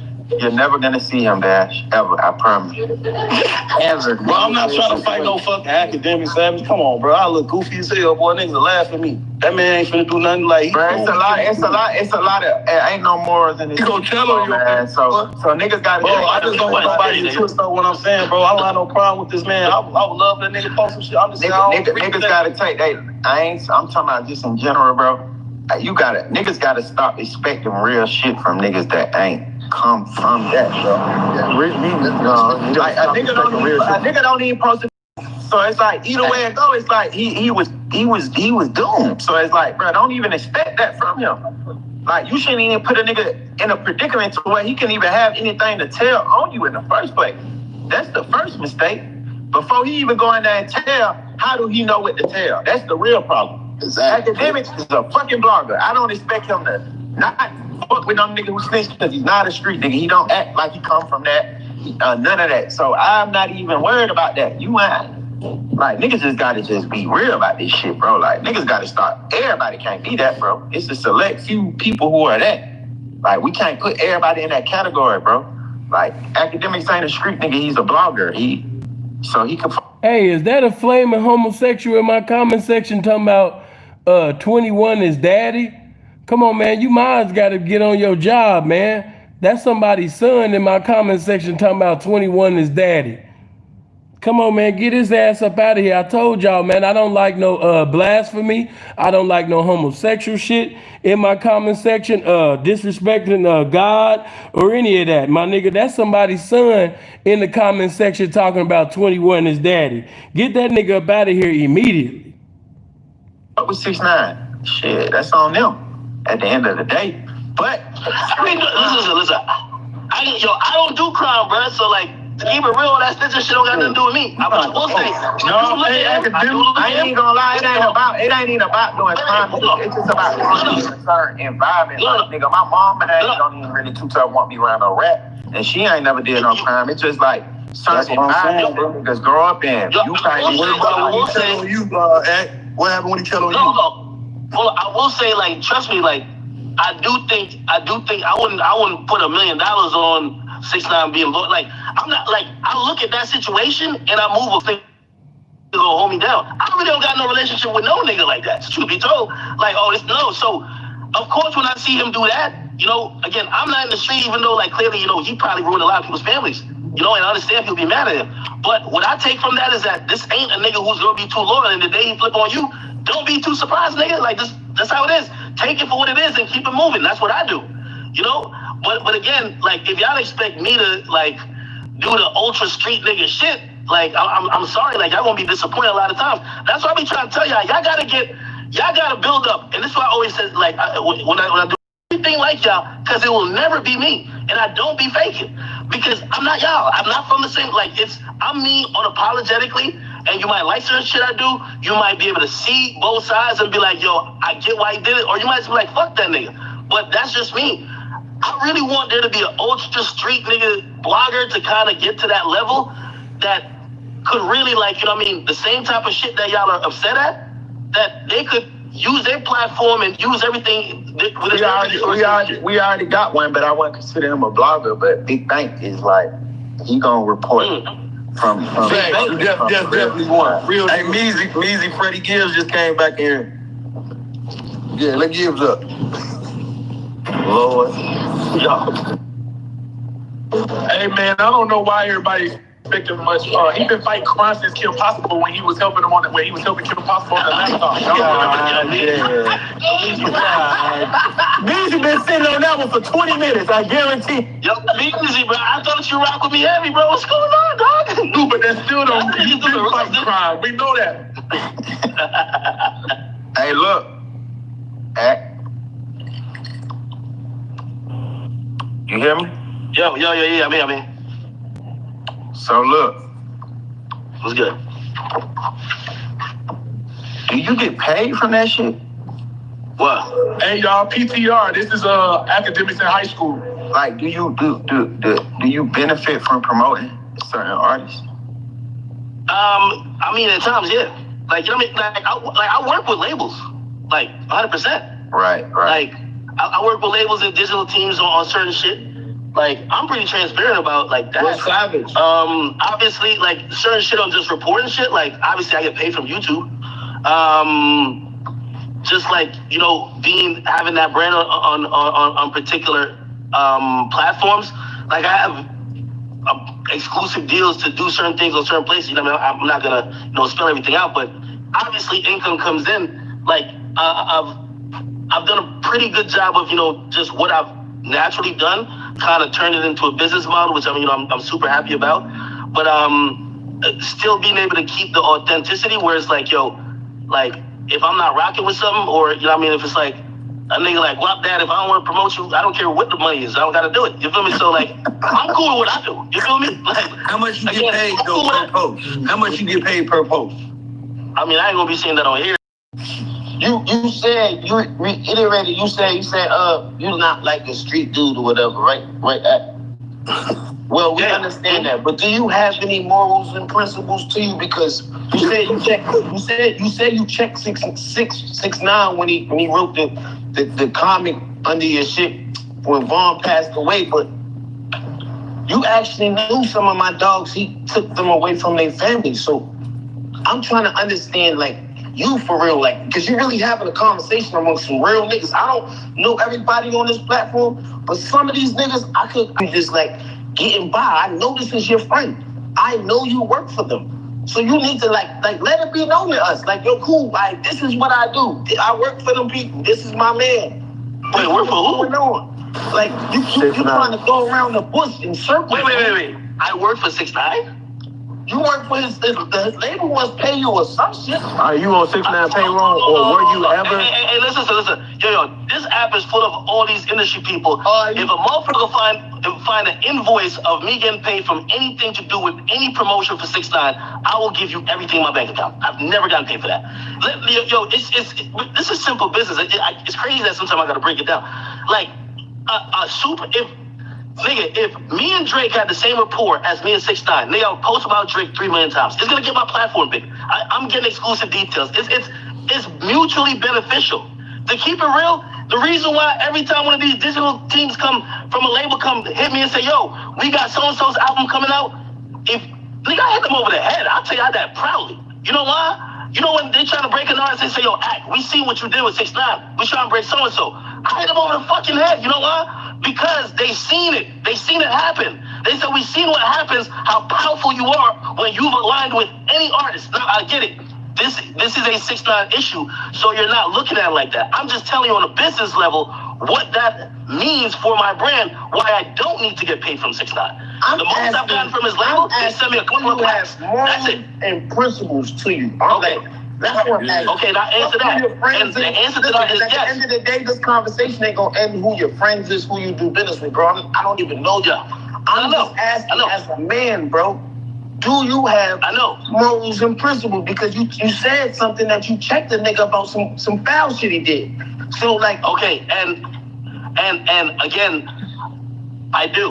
Yo, if somebody snitches or whatever, yo, I would never associate with that person. I've had that conversation with him. Like when he called me from jail when he was locked up, you know, after it was announced that he was gonna tell whatever. Like, I had that conversation probably in the span of 2 weeks every single time we talk. I said, yo, before we get on to anything, I need to understand why you're doing this. And, you know, again, even after his explanation, I'm like, man, yo, you should have knew. Remember the conversation we had way before where I said, you know where this is going to end? I had that conversation with him personally. And I said, yo, why didn't you get out. Why didn't you stop? Why did it get to here? So like, when you're saying morally, it's not that I think you might assume that I'm thinking it's cool or it's right. I'm not saying that I'm down with it. I'm saying that I've made my peace with it. You know, and I'm not a street nigga, so him telling doesn't mean that I'm like, oh, this is like the worst nigga in the world. I know what type of time he's in. He's on a, I'm gonna save myself over everybody else type of time. And while I do agree, and like, that's why I can respect your opinion, my brother. Why, like, you're supposed to not like if he said like to anybody in my family, away, man, I hate him to death. Shit, if I seen him, I'd probably do something to him. But again, I'm the only reason I'm saying I'm not a street nigga, I'm a little bit removed from that. That hasn't been the case. It wasn't me, and I'm not in those situations choosing that life. Okay? The reason, that's the only thing. Not to cut you off. The reason why I really asked that though, see, because you see how you got a relationship. See, I don't even know Mizzy, but I do know Savage, right? And I know they go together. But you see how you have a relationship with both of them, right? Mm-hmm. Right? Yeah. I plenty times I was on FaceTime with Shotty and you be in the living room with them. So in my heart, yeah, I know what you're saying right now is bullshit, bro. That's what I'm saying. Like, you've been around them. Like, you can't say you wasn't, like, you get what I'm saying? Like, bro, you've been around. Yo, you're right. And so that's what I'm saying, bro. Hey, look, Trav, look, check this out, right? You're right. So look. Wait. What if he, see, Ax should have said, does it affect you morally when you make the type of music that you make? You know what I mean? Knowing that it's young, impressionable young men out here with no fathers, you know what I mean, to give them, the definition of right and the definition of wrong, and they listening to your song and they compelled to do things that's contrary to that which is right, doing wrong. You know what I mean? Like, does it, that could potentially put them in a jail or a prison? You know what I mean? That's where he should have took it to. Does it morally sit well with you rappers knowing that you've influenced a young generation of people to do things that, could potentially cause them to get killed or be in somebody's jail or prison? How does that sit well with y'all?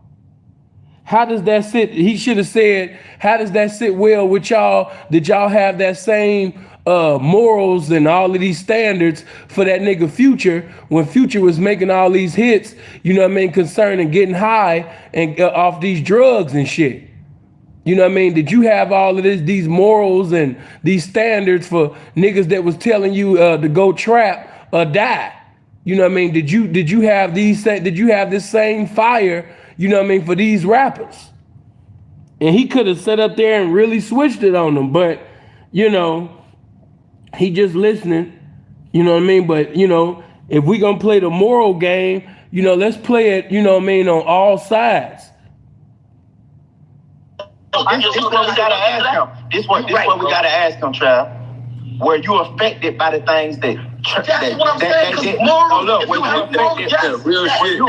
Were you affected by the things that they did to 6ix9ine, which led you to feel like you kind of could side with 6ix9ine based on the shit that they say about them fucking his baby mama and kidnapping them? Did that affect you as you being 6ix9ine friend? I mean, to a certain extent, I did. And by the way, truthfully, like, man, I talked to Shotty a couple months ago. And that's one of the, I got into more details than y'all probably even that should even be shared on a Clubhouse. We should, if y'all really want to talk more, at least in how I, even handle that. But that's the first thing. But Shotty was my guy. Shotty was nothing but nice to me. Again, I'm not a street dude. I never was around any street shit they did. But anytime I was in the vicinity of Shotty and 6ix9ine, especially Shotty was always a protector type dude who was always good to me. I never had nothing bad to say about him. Honestly, when I heard even other shit, man, I told him, I was like, I think you're tweaking. I'm like, don't tell me you're on some drugs. I had to, I went through extreme lengths where I'm like, I even called him on it. I said, bro, I even talked to Shotty. Shotty gave me the whole breakdown. I think you're lying, my nigga. And if you're lying, that's the reason why I could, even though I still don't justify you getting into that situation, being the person that would. But I had that conversation with him, and truth be told, it did affect me because, I'm trying to think what leads a man to that decision. All I'm asking from me It show on your platform that you do have morals and you stand for morals, because you ain't showing that on your platform. That's what I'm saying. Wait. That's it. Wait. I don't got nothing else to say. I go on your shit every day. It's cool for entertainment. I ain't got, listen, homie. Personally, are you only Are you only talking about that when it comes to 6ix9ine? No, he's talking as a man. I got real niggas in Chicago that hate you, bro. Like literally, like niggas you never met that would be asking when I go to Chicago, did I ever see you? I'm like, bro, I've never seen him. I think he's from Jersey or some shit. Like, you get what I'm saying, bro? Like real. No, listen, Akademiks, swear to God, bro. And I can tell you a good guy, bro. I can tell, like, I can listen to you and know, like, yo, he's a harmless guy. And you know I'm a street dude, so I do my homework. I say, yeah, he's Jamaican. All right, cool. Let me find out what he does. Who is he related to? He's just a real good guy into being a narrator. But you got a lot of niggas that don't know that side and not thinking that deep. All they thinking about is this is the troublemaker. This is the nigga. And I know these shorties from all sides. You feel me? I'm really out here. Niggas will knock your shit back, bro. Hold on, Shaq. Hold on. I'm just being serious with you, bro. I'm not me. I'm not saying me personally. Hey, Shaq. Hey, man, y'all gotta remember, bro. We on club. Yeah. Clubhouse. But look, hey, Shaq. At the end of the day, hey, Akademiks, you need to start a donation or something, man, to motherfuckers. You done got a lot of motherfuckers. I told you. Like, you need to start a donation and get back to some of these motherfuckers out here, because the little shit that you might do and don't think it's nothing, you feeding it to all the shit. Not even just Chicago. Akademiks like, man, I ain't about to give a dime to them niggas. I already know what he thinking. He probably laughing to himself. They keep talking about donating and all of that. I did donate it when I shouted them out on my platform, but as far as like a dime, like, nah, I already know what Akademiks on. But they can't get $1 out of me. All around the world, because you promote I'm just saying, bro. I'm just saying, please, if you do got morals and principle, dog, niggas can't see it.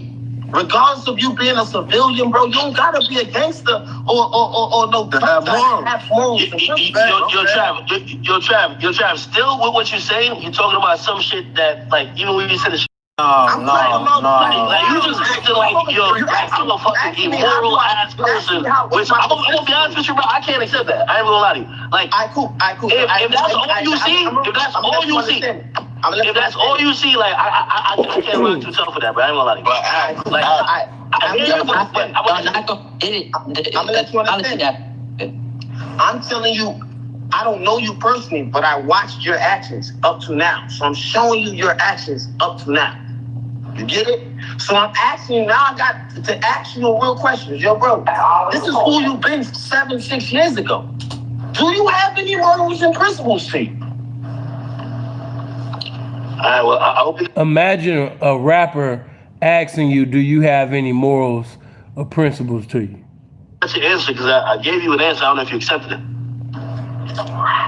I told you ain't gonna get no direct answer from him. I said it 30 minutes ago. You talking circle. Oh my God. Yo, why is your ass here, nigga? I'm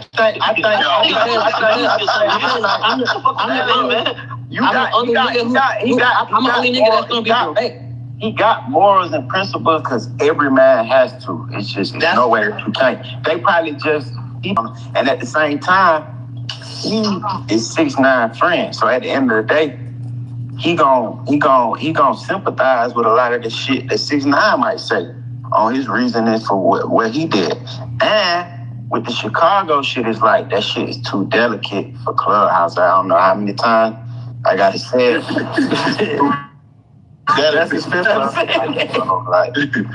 Like that's some shit that Chicago and Akademiks got to talk about. It can't be Savage and all these other people that's up here, because we, you know what I'm saying, we can't speak for Chicago and I can't speak for Akademiks. So I feel like that's a private conversation for y'all and him on another note. You know what I'm saying? See, that's a nigga with some morals and principles, man. That's what being real is. Like, I'ma just tell you, bro, you can't put no. My homie once told me a quote, G, get back ain't got no expiration date. And the fact that you was hanging out with that nigga the way that you was, and all the gas that you threw on all the flames and all the people that got killed because you marked them to be that nigga or some type of nigga or said that this nigga had something to do with some shit. Niggas never gonna forget or forgive that. And I'm a person that's just peaceful about it. Get his info, Oreo. Like you like Savage said, I ain't never gotta see you to get in contact with you, my nigga. Like, I'm on the stage for a reason. But really what Trav was saying is that, and what Savage was saying was like, why the fuck should we expect you to understand the street nigga mentality when you ain't really a street nigga? Like you talk on platforms where people can't trust you. You never really gonna have to see or deal with the repercussions of you talking crazy. So like I ain't even call, and I ain't gotta call you a bitch to say that you not cut from that cloth. I can't expect you to be in the green room and get into it with a motherfucker that you said something about. I don't even know if you got security. Motherfucker, you might not need security because you probably riding around in some little random ass car nobody expects to see you in. So, no, bro, but you can't put no time limit on that. Like, don't do that. I ain't gonna lie. That's cool, but don't put no time limit. Don't put no time limit on the shit that you said and what came from it. Like, I don't want to hear you say, like, no, that ain't me trying to check you. That's just me telling you, like, you can't put no time limit on that shit. I hear you. I live accordingly, my brother. Like I feel like y'all trying to just throw me in the world like I'm a fucking baby out the womb. I live accordingly. I live in the real world too. You feel me? I go outside, like maybe not where you're at, but I'm outside. So, hey, again, I'm fine. Listen, I hear what everybody's saying. Like, man, I feel like we just talking to two same subjects. Like, y'all might have to get my number because I can't be on the show. No, I'm gonna be honest with you. I kept it. I'm still gonna keep it peaceful. 6ix9ine questions or Chicago questions. Man, I forward them to my publicist or something. I ain't got time to be talking about this. Stop talking crazy, big folks. That sounds tough talking. I'm about to get off this because, like, everybody, y'all got accountability out of me. Y'all still not happy. Exactly. Still happy. Look, man, bro, we going back. What's the point we doing? Like, we going in circles now. Yeah. Like we've been, y'all came over here. I didn't even want to do this room shit. Let's move on. Let's just move on. I've been trying to move on. Can you get a stylist? Let's move on. Is you gonna get a stylist? Yes or no? You gonna get a stylist? I'm gonna keep it true with y'all, man. I think my body type just don't go with nice clothes. Cause I be buying some expensive shit. It just look weird. When the last time you went to the gym? Oh my God. I just that nigga ain't never been to the gym. I'm trying. Yo, grab that. Here's my personal trainer, bro. Look like you. I ain't gonna lie. I just really want to see y'all niggas box, bro. I really want to box this nigga so bad. I'm damn near ready to the money that I do it, bro. The way that nigga, I just want to box this nigga so bad, like, boy. Hey, because I'm gonna tell you like this. Actual reputable West Oakland nigga, bro. I beat the shit out of you. Sound good, my guy. I ain't gonna lie, them. I like academic. Sound good, my guy. Like, I really think Akademiks, man, especially if he get in shape, but I really think Akademiks could beat some of y'all favorite rappers up.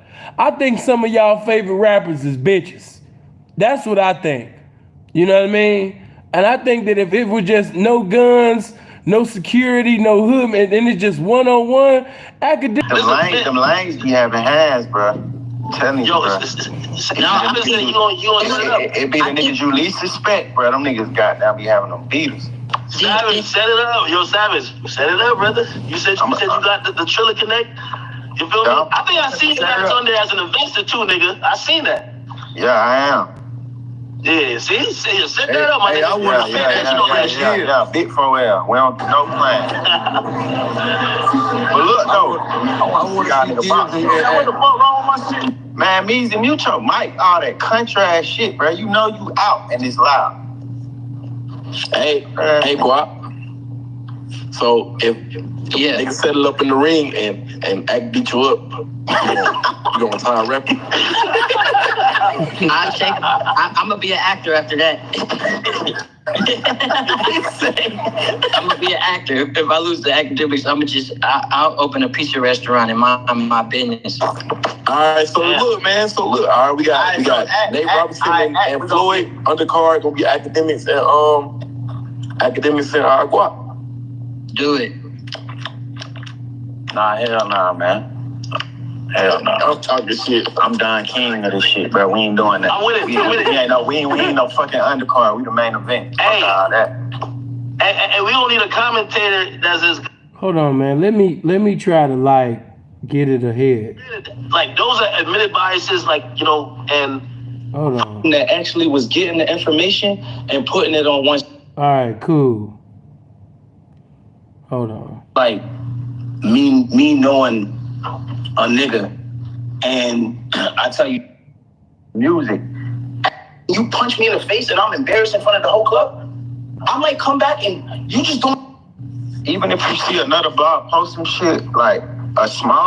Fast forward a little bit, just a little bit, because honestly, these niggas ain't been talking about nothing. They've been talking about styluses and all this other shit. Hold on. Like me knowing a nigga, and I tell you, yo, this nigga, nobody knows it, bro, but this nigga's sweater is blue, bro, and everybody thinks his sweater's. Oh, okay, hold on. Let me go back just a little bit, because now this is when Tory Lanez had got on the phone.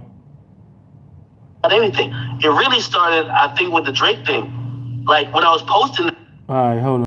December gonna be the rap, and I think it was fair. You know, I felt they handled us right. They gave us a chance to do it our own way, and they gave us some.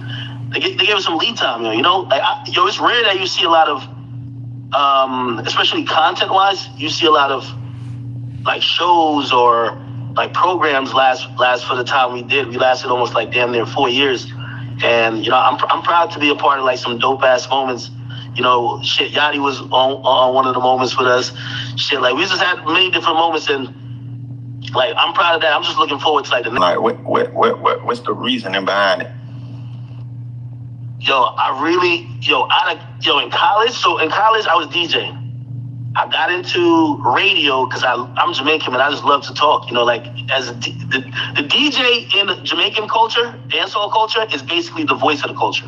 You know what I mean? They're the person like who is in the middle of every like beef or whatever the case is. And honestly, maybe that's a little bit of why, like, you know, I took to the airwaves. It started in college, but then I got kicked off of that shit because I played some Big Sean song. They said it was too wild. And I was always like uploading shit online. And by the time I got kicked off, like I had a little sizable audience online, and I just started rocking with it. And I started building that, you know, just like doing random reviews and stuff like that.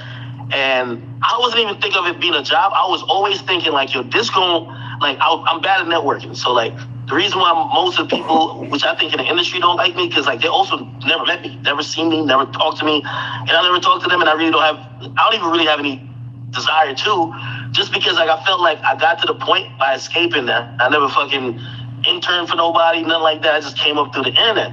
And my whole thing was that was gonna be my path to like gangs and shit. I remember Beats One Radio came into play, and I was starting to think, I'm like, maybe my destiny ain't to be on no motherfucking like, you know, just radio show. And then I kind of started to feel, I'm like, man, this YouTube shit and you know, Twitter was starting to pop off, and then Instagram. And I was like, maybe just the social media shit and YouTube, like that's your platform, nigga. Just keep rocking with this. And you know, of course, you know, like a couple other things happened. The war in Chirac happened. Of course, like the Meek Drake beef happened. There was moments that really amplified my platform little by little, to the point that I felt like, you know, around 2016, like every big story, you know, I felt like I was like, no disrespect to anybody who's a writer in here, I was just doing the due diligence of like, I would report it first, and a lot of times I would just go the extra mile to get some shit. I'm not saying it was right all the time, but I would get the information out there first. And then the reason why I got on Everyday Struggle was, man, I was doing good. Like YouTube was great, and like I was that guy reporting news. Like, I always told people, I'm like, I don't know why people always thought I was like some broke bum nigga. Like, at that point, I'm making like 100 to 150,000 a month. I'm like, I'm great. But so like, why didn't you take the traditional blogger style? I was bad at networking, bro. But I'm like, why did you start to choose sides in you reporting what's going on? Like in beefs. What you mean by that? Like certain beefs. Certain beefs that you reported, it looked like you will post more of one side to where it looks like you damn near giving this side more light of the situation. I don't know. I can't really remember what you was posting about the Meek and Drake beef. But like other, I think I was pretty fair in the Meek and Drake thing. The thing with the Meek and Drake, I don't know about that. Like Dirk and 6ix9ine, the cheap situations, pick a side. Why? Yo, no, those situations, honestly, like, truth be told, like, a lot of people ain't gonna believe me. I really didn't pick a side. Like, yo, here's the thing with how I work, right? yo, whoever got the most content gonna look the best. Like, that's just kind of how it is. You know what I mean? And when you have one motherfucker who's like, literally, he'll hit your phone like, yo, bro, I'm posting this video responding. Yo, make sure you grab it and repost it, like, even before it happened. Bro, it's going to kind of look a little skewed. It's not that I'm picking a side. It's that, of course, I know exactly when this nigga is posting. He's telling me. Like, you know what I mean? He leverages blogs and other internet tactics against other artists. That's why it looks like that. And also, obviously, you know, I can't complain when somebody say that in regards to him, because obviously there's an association. And if I'm publicly saying that's my friend, it's going to look like, come on now, like, your friend's into it with somebody. But truth be told, like, I'm fans of, like, all these people, like, combined. You know, it's like, it really don't benefit me any way to, like, pick anybody's side. I remember, I don't want to call, like, names and shit like that, but it was an artist. It wasn't against 6ix9ine. It was an Atlanta artist who was beefing with another artist. I'm just saying from Houston. And that artist called me and he was like, yo, it's like, damn, he's like, is that other nigga like paying you to like kind of like, you know, post these things? And I'm like, honestly, I'm posting whatever that's, you want to ignore him. He's constantly making content about you. Yeah, it's going to look like whatever he's saying is right. You know what I mean? So it's like, it's really just a content game. I'm just like putting stuff up. Now, if you catch me with like a caption that you might be like, oh, nah, you can tell you don't like him. Maybe it's a situation, like, I ain't gonna lie, like, if I was covering, like, I don't know, if I was covering somebody into it, Guap That, you might catch a little bit like, yo, damn, this nigga don't like Guap That. Granted, like, those are admitted biases, like, you know, and for the most part, I try to stop covering those people, because if I can't call it down the middle, I don't want to cover those people, because that's why I even stopped covering Meek. You know what I mean? Like, man, I'm not gonna call it down the middle with Meek. Like, Meek told me you want my whole platform canceled. So I'm better off not posting about it, period. You know, but I try not to. Like, and if it ever looks like I am, you know, if anybody points it out to me or whatever, like, how you and Meek get to that point? Because I ain't gonna lie, me knowing Meek, that nigga is the hardest nigga to not like, bro. So what brought y'all to that point? Bro, but that's what I'm telling you. I think it's just, I think the reverse question you should be asked is like, yo, like, you know me, like, on a, like, outside of like the internet shit, and like we've had conversation, and I don't want to speak for you, but I think you'd probably say, yo, you a cool dude. You're not like a hateable dude. Like, when you talk to me. Yeah, for sure. And I'm trying to have many conversations, like, yo, off of social media. Like, only, like, Meek just started recently addressing me, like, actually personally, and he's only ever done it over social media. I've told O'Malley, I've told other people who knew him that said they've been on. I said, yo, could you put me in contact? I'll get on the phone with him. Meek has never wanted to get on the phone with me about anything. It really started, I think, with the Drake thing. Like, he would filter his stuff, like, through him. And it was just coming at me like, I don't think they understood the internet, truth be told. I still don't think, like, no disrespect, I don't think Meek understands the internet now. That's why most of the things, even though he has good intention, he always gets clowned. So back then, imagine that type of time. Like, Drake is using this shit to his advantage and also got pressure on him. I remember his manager hit me and said, yo, man, could you just turn off the comments on all Meek Mill posts? Because, yo, like, Drake buying people on your page to say whatever. And I was trying to tell him, like, yo, bro, like, it's called memes. Like, people just want to laugh. It's the internet. They don't even care that much. Like, they just, like, if it's a popular thing that's L, like, you're gonna have mad people just go on your profile and say L. That's just how it goes. Like, niggas is dick riders. It's online. They want to hear. They thought I was like helping Drake beat them in the battle and whatever, because it stopped being raps, because it was like, yo, Drake just dropped the one. No, Meek just dropped the Wanna Know record. Why niggas is talking about this? Not hard. I can't control what the people said. And I'm not saying nothing that was, like, you know, sometimes I'll be colorful in my captions, but when shit like that with his records, I'm like, y'all like this shit or not? Meek, when he get on the phone, he not really gonna acknowledge, you know, all of that shit. He gonna, of course, act like he not heard about it. But yeah, Meek was hurt during that time, because Akademiks platform, you know what I mean, he was posting. Of course, he gonna make it seem like it was, you know, he trying to be both sides. I was posting for Meek too, but no, during that time when Drake had brought out back to back, man, everybody was clowning Meek, including Akademiks. These are just facts. You know what I mean? Everybody was clowning that nigga. Everybody was going viral for clowning Meek at that time. Damn near everybody. He felt like everybody was trying to get likes and follows, and at that time, you know what I mean, everybody was putting up memes, academics included. Somehow, I was allowing Drake to change the conversation, and I was working with Drake. At that time, I never talked to Drake in my life. Never talked to nobody on Drake's team.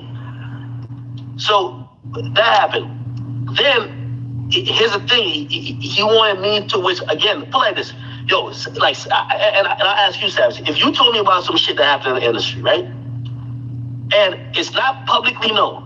Also, like, I know, Yachty just came on and made the joke, but like, I'm not the nigga who, I know about mad shit happening. If it's not publicly known, nigga, I could get my shit lit off shit I know that's going on or happened that's not publicly known. Like, oh what? All right, so tell me the time that I did that. Tell me the time that I came out with some shit and nigga, it's like, you almost sent me to jail, nigga, cap. Oh, okay. Tory, that's who said it. Wait, Tory. Yeah, nigga. Tory, what? Oh, wait, you tell me. Same shit, bro. You went to go making stories on top of some other shit and then still put it up. And the only issue niggas be having with you at, it's not that you report what you report, bro. It's niggas don't be having issues with what you report. The problem is sometimes you're not realizing what you're reporting at certain times. You heightening certain things that could put niggas in real life-threatening situations and you not realizing. That's the only thing. Gas on the flame. That's the only thing. No, hold on. Wait. But in what specific situation? Because also, Tory, like, I'm not trying to like bring shit that's like you and me, like me and you, we were mad cool. We used to be like on the phone just chopping it up. You got mad at something that you thought I did that I never did. You thought, like, which I still think you want me to apologize for that, because like, nigga, I've been a really good nigga to you. You thought I said something to another artist that you supposedly told me because you said they found out. Which I don't know who else you repeated that to or who you have in your circle. But the mere fact that when I was trying to reach out to you to explain that, brother, that other artist I've never spoke to a day in my life. And you took that. That's like me knowing a nigga and I tell you, yo, this nigga, nobody knows it, bro, but this nigga's sweater is blue, bro. And everybody thinks his sweater is purple. And then you go out and go, yo, I ain't gonna lie, bro. You don't say that you got it from nobody. You don't say where you got the information from, but you'll say some shit like, I ain't gonna lie, bro. If you really look at that nigga's sweater in the light, it kind of look a little blue. Like, that's what you do, my nigga. That's the only issue. Now, I have no issue with you. I think you're a great blogger. I think that you cover shit fast. I think that you do what you do in a great way. But sometimes, I just think you just got to be a little bit more considerate of people's actual lives, like with some things that you post. Because sometimes niggas don't even be knowing about shit until you say it. That's all I'm saying. I hear what you're saying, but I want to tell you, and this is where I also, back to the Meek thing, I'll invite you, because you ain't answer my calls after that. I invite you to speak offline about this. But that is not even what happened. That is definitely not what happened. It ain't that deep. Just continue what you were saying, cuzzo. All right. Well, I'm just saying. You see, I invite everybody to have a conversation, but like, but anyway, back to the Meek thing. I ain't gonna lie, you gotta keep in mind that, like, even if you see another blog post some shit, like, a smaller blog don't really count, because when you post it, you amplify shit. Exactly. Like, you will, like, a smaller blog might have reported on some shit, and you'll be like, yeah, I ain't gonna post it, let somebody else post it. But if it just stay on that person's blog, that shit might don't blow up. But if you post it, it's 100% gonna turn bigger than what it could have. It could have just disappeared. You don't understand that when you post something, then Baller Low post something, then Shade Room post something, and then Complex might end up posting it. And then, like I said, bro, you be throwing gas on a lot of flames, G. Yo, hold on. All right, so I guess this is what I was trying to say. And there's nobody on the stage that's on the media side except Nadeska. But like, put it like this. All of y'all, I won't say all of y'all, a good majority of artists that I know, they have used a blog to seed or put out information that they wanted out there. And at times, maybe information has gotten out there that they haven't wanted. All I'm saying is you can't use the media when you want to, and then the time that it may not end up in your favor, you blame the media. Like, that's all I'm saying. I feel like I'm speaking for all media, but I'm the only media nigga here. I don't think a nigga blaming you. I think, like, when you got a relationship Savage, with if you know somebody, this particular situation with Tory, that's 100% what's happening. 100%. But you got you got a relationship with Tory, so he not gonna hold you to the same standard he gonna hold a random. I ain't gonna lie, cuz I told you something about, whatever, we don't gotta talk about it on here, but I told you something about something that was like, yo, cuzzo, I'm excited because I know this information, my nigga, and I can't wait till this come out. And you took it upon yourself, my nigga, to then say things around that are leading to that. That's what I'm saying. Fuck my situation. Let me ask you something, like, just on a serious tip. Do you know how many niggas you killed? You know how many niggas is just dead because of the things that have escalated from your page? That's what I'm saying. You're not considerate of those things, but you're not a bad guy. It's like my nigga Travis saying, you're not this might be going a little too far. This might just be starting something that isn't really that big. You gotta remember, bro, it's like this. Me and you see each other in the club, my nigga, and everything is regular, and I just got an issue with you. I might not wild out that time that I see you. But if you see me in the club and everybody's watching and you punch me in the face and I'm embarrassed in front of the whole club, I might come back and you just don't even know what's gonna happen because I'm embarrassed. You do things when you post it on your page, you give certain niggas who are on the opposing side. I'm bringing my nigga Rob up. He's a journalist, man. I'm gonna go ahead and bring him up. I respect him. You know what I'm saying? You bring it to a place where you make certain niggas that's beefing with certain niggas embarrassed. Then they start going out of term and doing things that's out of their character. Now, don't get me wrong. You can't speak for no man. You can't. I wish Ak would have spoke up for himself on that. Talking about some. I mean, and then it just, these rappers got to decide, whether you gonna be the street heartless nigga, you gonna be the street nigga that's all about street, and then, or you gonna sit up there and be a minister. And do you know how many niggas you killed, son? Do you know how many young people that you sent to hell with that devil's music that you make? That's how these niggas sound. The wrong way. Hey man, you've been leading people to the devil. Son, it's time to lead people to God. That's how, you know what I mean? Do you know how many people you killed? Like, nigga, do you know how many people you killed, nigga, with the music that you made? Nigga, I wish that he would have went there, you know what I mean, with him. Like, nigga, don't be asking me all these baby mama type of questions. Nigga, this is something that a bitch would ask. Do you know how many people you killed? Ray, you making the wrong type of music. Like, come on, man. Any nigga's actions is not your issue, but sometimes the people that fuse that, bro. Yo, Tory, so look, you say like, all right, so you say, a lot of us are journalists up here, so I do want to hear a perspective from someone who is mastered the craft of journalism. So I got my nigga Rob up here. Rob, what's your take? My nigga Rob. We don't even know Rob. Niggas just walked outside. Oh, you a journalist? Okay.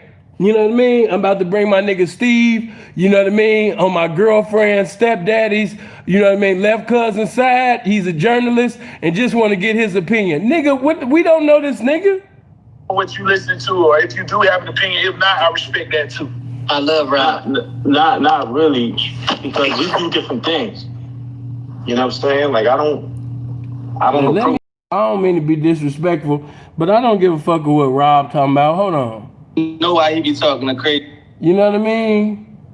Niggas want you to listen to Rob. I don't want to listen to Rob. Come on. Drake is using a lot of memes, this and third. Obviously, people are looking into the lyrics about blah, blah, blah, whatever he said on the tracks. And I remember getting a call, and there was...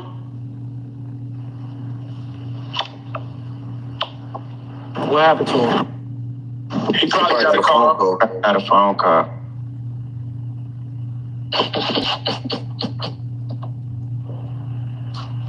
Go out there, you just need to get your one. Yeah, you get your one. And go ahead, get your thing. Once we done with this deep conversation, we cannot let this nigga go without flaming the shoe. I'm ready to roast. I told y'all, I just have to speak my piece and let it nigga know. I like where this conversation. Yeah, he bound. The one thing I always say about Ak though is he's definitely lame for that. There's people who want to see that, and if it wasn't him, somebody else would fill that role. I know that for a fact. And it's not even defensive or whatever. It's just there's people that want that content, who want the beef shit. We know that shit. Negative news, beef spread faster than anything else. You know what I'm saying? That's cool. That's entertainment to some niggas. But at the same time, like for instance, Meek just came bring in. Meek up. Asking about having. Hey, look, we gonna bring people up, but we don't need to call people that's coming in the room and ask, do we need to bring them up? This ain't the space for that. Yo, look, this a nigga ain't mad at you being CNN for hip hop, bro. Nigga ain't mad at you being CNN for rivalry shit going on in the music industry. No, hell no. You just gotta be delicate about it. Real morals. No, though. I be wanting to know why he be talking to turning the real shit. This shit ain't like 19. Hey, Savage, hold on, everybody. Hold on, wait. Meek got a grievance. Let's let Meek get his grievance and see what Act gotta say. I wanna hear this shit. Yeah, first, basically, like, you run a platform that be stirring a lot of shit up in the streets. Niggas die about it. A lot of people get hurt about it. Sometimes you say things about certain people that can hurt people's brands, that could take people food off their table. Yeah. Nigga, have you said certain things that have caused certain things to happen in the streets? Did you take food? Do you take food off a nigga's table? Because nigga Quentin Miller was taken care of. Quentin Miller was eating. Quentin Miller was sitting over there, you understand me, just in the cut, writing songs. Didn't nobody know of him. And you fucked up Quentin Miller's whole life. So it's like, how dare you sit up here and talk about fuck up somebody's pockets when Quentin Miller is working at somebody's grocery store? I would like Akademiks just be letting anybody and everybody just say anything, and he just got these soft ass hypocrite niggas talking like they authentic street niggas. This shit weird. This shit weird as hell. Last time I heard of Quentin Miller, I think he working at I had to call Freeze, but he working at a grocery store, bro. Quentin Miller done lost his leg and everything. That nigga got like one leg, one little machine leg. He working at the grocery store. Like, ever since that Meek Mill and Drake shit, his whole life fell apart. Yeah, he at Publix. So it's like, for you to sit up there and speak on messing up somebody's bankroll and messing up somebody's money and shit like that, you a comedian, my guy. You a jester right now. You fucked up that man's whole life. You got your ass on Twitter, you know what I mean, and got feminine as fuck. Nigga, how dare you sit up there and allow that shit to come out your mouth? But Act just allowing these niggas to just talk crazy. She got influence over like a lot of kids. My kids watch that shit, my little cousins. A bunch of people watch that shit, and I see a lot of things that, you know, I don't approve of, that our culture represent, and I see it taking place on this platform. So like me, I'm not like a political person. I don't need DJ Akademiks, and not saying that in a disrespectful way. Like, you know what I mean? You doing your thing. I don't need you. I've been getting my money doing what I do. So why would I do anything else? Why would I stand on anything that don't represent what I represent? I wouldn't stand on DJ Vlad. I wouldn't stand on motherfucking Akademiks after you just try.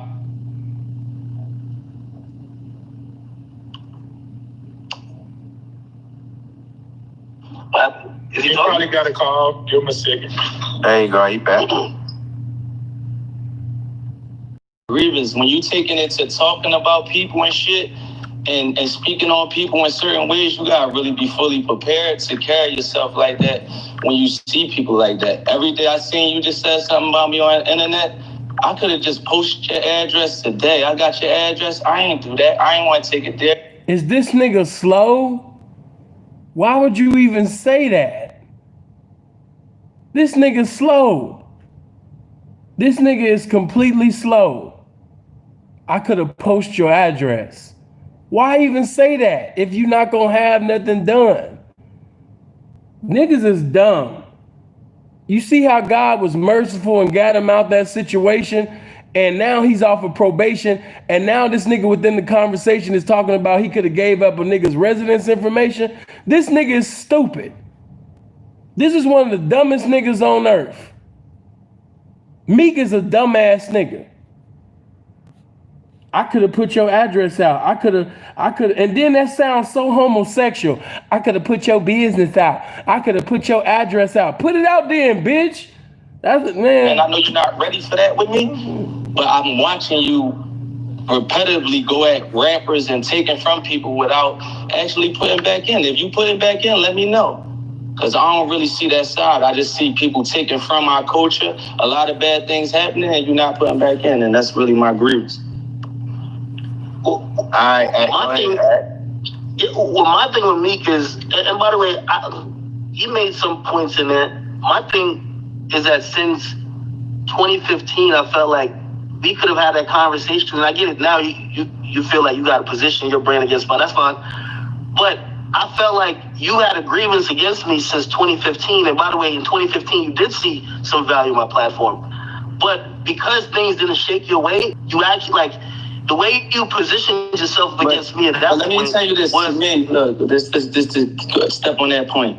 Your platform is like Justin LA platform. I tweet that platform every day. I don't need Justin LA for shit. I'm a millionaire. When I come on your platform, you was the platform that actually was getting the information and putting it on one spot. I wasn't coming to your platform as a place that I needed. What Meek got on this phone call like he was Jay-Z. I already was solidified from that piff, YouTube, hot new hip hop, everything as such. When you start posting me, like one time you posted me like we had guns in the parking lot. You knew I was on probation. You knew that could have sent me to jail. I sent you a DM and had to tell you to take that down. That's like an op, right? You know that could send me to jail, and you know I'm on probation, and you got a video up on your site. Should I not go at you about that?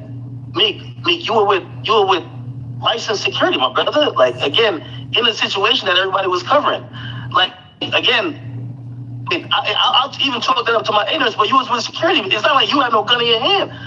Like you posted these young boys from Philly, right? Look, you posted these young boys from Philly. Say if I just get on some shit and bring my young boys from Philly out and then something happen. You know you might be in that, right? You might be a part of that. Somebody die, you gonna be a part of that. That's how we play where we come from. So when you indulging in that, you gotta understand what you fully doing. Like when niggas is getting killed, when you posting NBA and them and Quando and them, then you posting OTF and all that, you better understand what you doing. I watch your posts. We could go right to your page. You got one of them niggas and then you got Dirk under that. It's like y'all inciting that shit and selling it. Let's go look at the page right now. I'll show it to you. That's exactly what I was saying, bro. I could go show you. I mean, I personally don't think that situation is inciting, but you still, I'm like, before we get to that, and I'd love to get to that, I'm just talking about, and this was a point I was trying to make, because when you first came out and when things kind of went bad or whatever, like y'all, like it clearly was an issue with this, like I'm talking back then, it was literally a point of your team wanted me to put something out that I didn't even know was true. And I basically said, nah, I can't put this out. I'm like, if y'all put it out, I'll repost it and say allegedly. But I can't put this out. And even if y'all, this is that, like, I love to hear in hindsight how people, they knew the platform was the craziest, worst. We've killed 3 million people. But initially, and by the way, I never said I made your career. So I never said you needed me. But I only said I never needed you. Like, I don't think we need each other. That's why I think we can coexist. But what I'm saying is that we're not on the same level. That's what y'all getting confused. Like the internet, you a guy, you got one little platform. Like you speaking as if we're on the same level. Like I really hold weight. Like some of these guys that you dealing with and talking to really hold weight. They really put work in certain areas and things like that. And a difference when you stepping into these zones, speaking as if you in this same area or you hold the same type of weight as these people, and you inciting violence.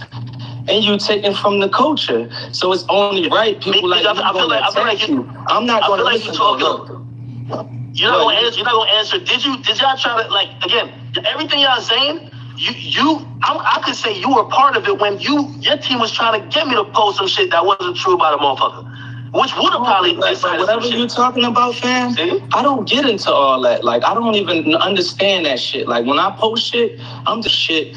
That's what like we have in the misunderstanding. This is 100% facts. Your team did. Your team reached out to me. But whatever the fuck you trying to get to, but listen though, I want you to know this. Whatever you trying to get to and try to refer to, you don't even know my team. My team is my niggas that I be with, the niggas that I. You don't even know my team. That was kind of sassy, but okay. Come from the streets. But listen though, come from the streets with whatever you referring to or trying to get to, they ain't none of my fucking business. We talking about DJ Akademiks and what you taking from the culture and what you putting into the culture. That's what I stepped into.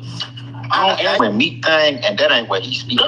Yeah. We didn't listen to like most of this conversation, and we to the Akademiks and Meek part, and I wasn't even paying attention because time flies when I'm chopping it up with y'all. But as of right now, I didn't mean to go really this long with this shit. This is what I'm gonna do. So of course, because I've been playing somebody else's video from their channel because I never posted this video to mine. So what I'm gonna do before even having them had the opportunity to take it, because I'm playing somebody else's shit, what I'm gonna do is end it right now. And I'm pretty sure y'all ass still gonna be up an hour and 18 minutes from now. Correct? Hello? Y'all gonna be here 78 minutes from now? Or is y'all going to bed? You know, you got church tomorrow. If you got church tomorrow, I understand. You know what I mean? Blessings to everybody, you know. But if you're gonna be up, we can sit up there and chop it up. You know what I mean? We can talk about some game. And we can have a battle. Hold on. We can have a battle, you know what I mean? Because some of y'all upset about that Biggie and Tupac battle. Call in. But I hope you guys live as long as you want, never want as long as you live. Let me end this shit right now. Love.